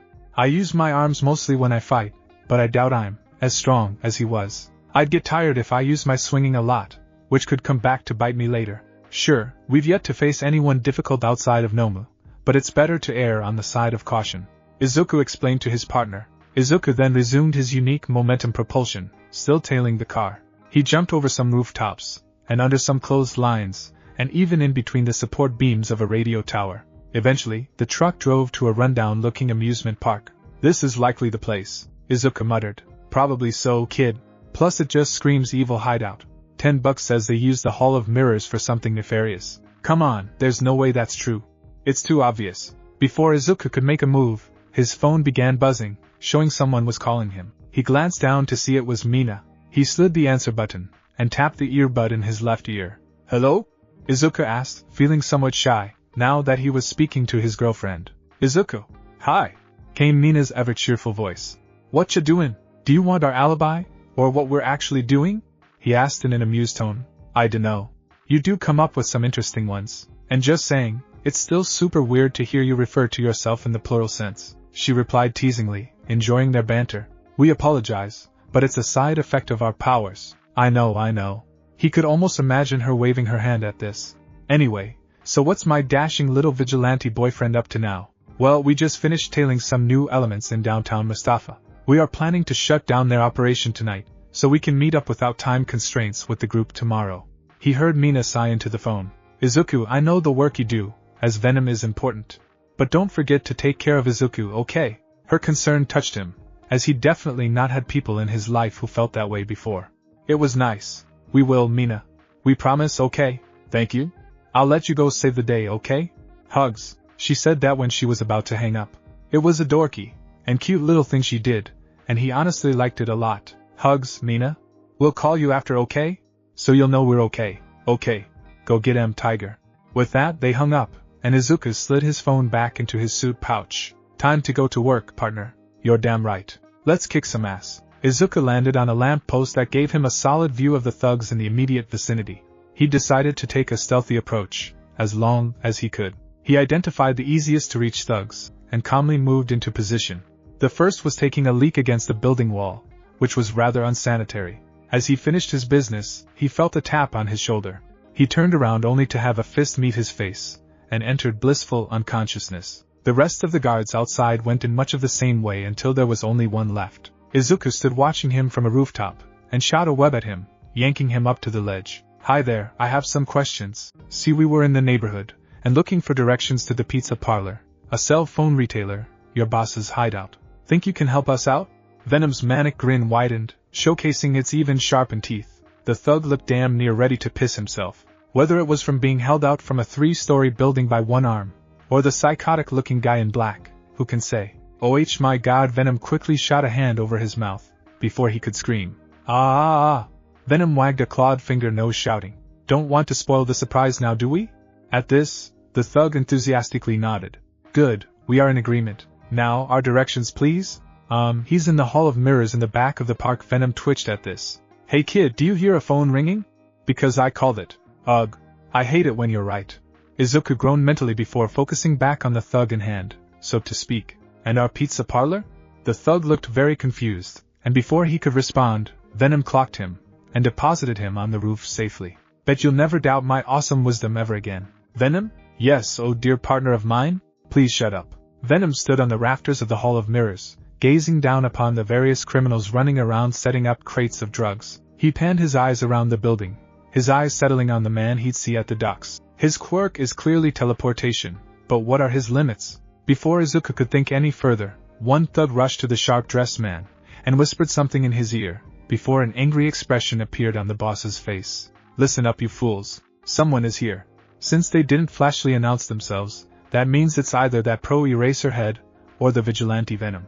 Spread out, and find EM. With that, he shoved the underling, and moved into the actual Hall of Mirrors. The 8 thugs ended up clustering up below Venom, so he decided he'd just make this fast. He dropped down onto one of them, slamming his head into the ground. Hi, Venom said simply, his grinned visage unnerving the group of thugs. Oh fuck guys, he's gonna eat us. What? Venom tilted his head in confusion. A thug freaked out, and tried to slug him with a crowbar, and suddenly all hell broke loose. Venom grabbed the crowbar thug, and flung him into a wall, before shooting a web at the thug holding a pistol, and zipping him to a rafter beam. His screams echoing in the building. He landed back down, before his spider sense went off, and he moved his head to the side just in time to avoid getting stabbed with a butterfly knife. You know guys, you should definitely work on your greeting technique. It's very rude to start with sharp objects. Should save that for when you're cooking dinner. Wait, how do you guys feel about the legendary Emerald Agassi? They groaned at his lame commentary, before the remaining 6 all rushed him at the same time, and tried to swarm him. He ducked under one thug's legs, and kicked him into another. He uppercut the third, and engaged in a midair combo, doing a flip kick backwards, before shifting into a scissor kick that caught the guy in the temple, sending him into a crate of drugs, into blissful consciousness. Ah, they're so cute when they're sleeping. And you know, the rest of you could do the smart thing, and give up. Venom offered helpfully. The rest glanced at each other, before surprisingly nodding, and taking off. Huh. Can't believe that actually worked. And here I thought I would get to hear more of your riveting dialogue. The boss waltzed up to Venom, hands at his sides, expensive-looking shades on his face. Dude, who the hell were wearing sunglasses at night? Especially in this dark-ass warehouse? Venom blinked before suddenly the boss was in front of him, with a hand on his shoulder. I do for one. Call it trend-setting, kid. And now, I'm about to show you a magic trick. In the Hall of Mirrors? Seriously? Oh yes. I'm about to make an asshole disappear. Suddenly, everything changed, and Venom was dropped into the depths of the walls of mirrors. You see kid, my quirk is pretty useful. Oh great. A cliché villain speech. And here I thought I could go my career without hearing one. You've got a pretty smart mouth for someone so stupid. After all, you'd have to stroll into my operation without a plan. Oh, I had a plan. It just lacked details. Venom's sense went off, and spun to the side, catching the guy in the head with a kick, before the guy disappeared again. Man, you don't know who I am, do you? I'm assuming you mean besides, as the guy I just kicked in the temple? God damn it, brat. Shut up for just a damn second. My name is Shift. Okay, that's a pretty badass name, I'll give you that. Venom begrudgingly admitted. Why, thanks kid. The only problem is everyone only hears it once, so it hasn't caught on. Another tug at his spider sense, and Venom rolled to the side, shooting webs at the guy, and pinned him to a wall for a few seconds before he disappeared again. Wait, I get it. Shift. Because you shift positions. He didn't get an answer before he was punched again. Okay, this is getting really annoying. He's clearly got a limit to his power. I just don't know. Wait. Symbiote. When that thug at the docks answered his phone, Do you think it was a video call? Could be. If it was, that means this guy can only teleport where he can see. There's probably other limitations, but that's the biggest. Then all we have to do is eliminate his vision. Venom looked around, and spotted a fuse box for the lights in the catwalk above the mirrors. He zipped up there, and punched the fuse box, sending the whole building into total darkness. So that's your big plan? So what if you figured out my quirk's weakness? If I can't see you, you can't see me. Shift called out into the dark, panicking. Venom quietly closed in on the source of the sound, using his enhanced hearing to locate Shift. Fight me like a man, you coward! Any composure that Shift had was gone by now. Venom stood a few feet away, before he shot some webbing into Shift's face, blocking his vision. He then shot them up into the air, and grabbed onto him in a body lock. They then descend towards the ground, as gravity tugged at them, and Venom ensures that Shift his head on the ground, losing consciousness. Venom webbed him up, and then hefted him onto his shoulder.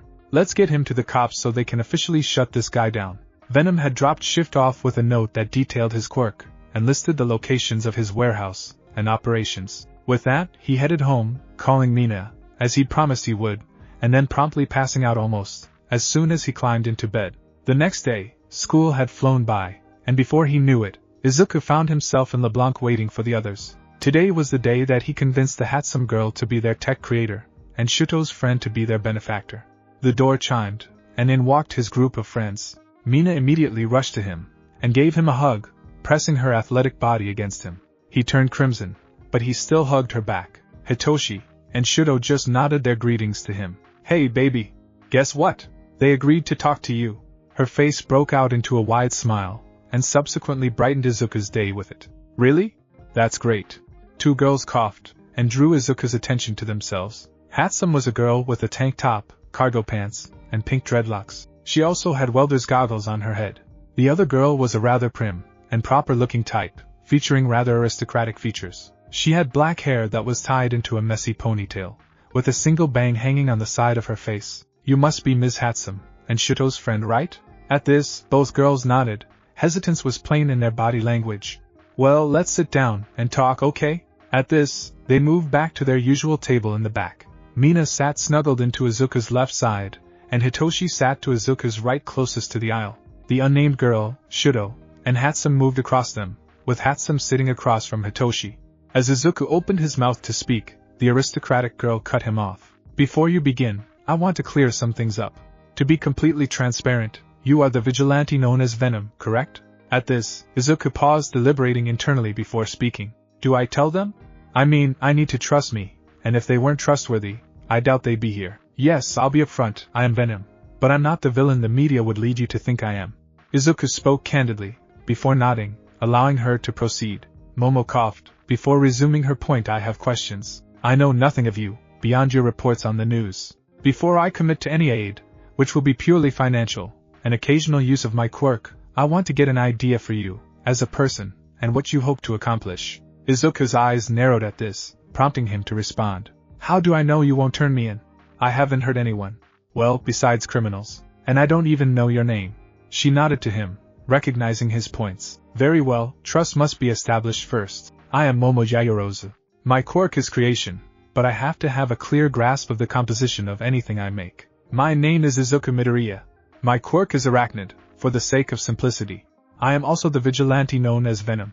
Now go ahead, and ask your questions. I wish to know why you attacked Bakuga 3 months ago, and why you refused to get a hero's license. That's personal. However, I will say I didn't attack him. He agreed to fight me. I guess the cops just took his statement the wrong way, or something got lost in translation. Izuku sighed, but continued. As for why I don't get a license, it's simple. I can't. I'm technically wanted for acts of vigilantism, which would disbar me from applying traditionally. However, that's why I put together this group, in hopes of attaining legitimacy through righteous actions. Momo nodded, agreeing with this. I understand. One more question. Are you different from the hero killer in methodology? This was a fair question, as she would have no way of knowing the truth of how he operated. Yes, I am. I have not, and will never kill. I also don't fight heroes unless I have to, and even then, I typically just web them to a wall for a few minutes until I escape. As for what I want to do with this group, I want to show that heroes don't need to be paid to do good, and that they don't need a prestigious pedigree and schooling to be excellent heroes. I want to show that anyone can be a hero with enough effort. This answer impressed Momo, as Shuto observed. Much like himself, She seemed enraptured by his talk of justice, and what it meant to be a true hero. Very well. I accept your request for funding. Now, keep in mind, I can only provide a small amount of funds, which will come from my own allowance. My parents do not give me frivolous amounts of money, providing only a small amount of 1,000,000 yen a month. At this, everyone's jaw dropped, thinking along the lines of small? That said, I would be happy to assist your crusade in any way I can. So you may count on 500,000 yen of my allowance a month for support. I cannot join you in the field, however, as I cannot afford to be recognized. I am truly sorry for that. Izuku nodded, glad she would assist them at all. He then looked at Hatsum, who was fiddling with something in her lap. Hitoshi coughed before speaking. Mei, it's your turn. She jumped a bit, before she focused on Izuku. So you're Venom. Hitoshi here tells me you want me to make you some of my babies. At this, Izuku's and Mina's eyes widened. How shameless was this girl? Hitoshi coughed, before he interjected. When Mei says babies, she means her gadgets. Mei half-heartedly glared at Hitoshi, unhappy with his referral to her pride and joy as mere gadgets. How dare you! My babies are much more than mere gadgets. They are works of art. She was shouting by the end, causing the rest of them to sweat drop at her antics. Right. Izuku coughed, before he tried to get the conversation back on track. Yes, Mei, my team has strong members, but we need gear. I don't need much, due to how my quirk works, but my actions last night convinced me I could use a few helpful tools. Why should I? I don't really care that you're a vigilante or anything, but helping you could be problematic for me. Well, if you're outfitting us, we could field test your prototypes for you. Plus, you get practice for custom orders from pros when you get signed by a gear company, assuming you don't just make your own. Mei nodded at his logic, but still seemed unsure. I don't know. I don't know that I can trust you with my babies. They're very important to me, Hitoshi sighed, knowing what he needed to do. You know, Mei, if you help us out, I'll help with your countermeasure project that neutralizes my quirk. At this her eyes widened, before she leaned over the table, her face getting close to Hitoshi's. Do you mean it, Hitoshi?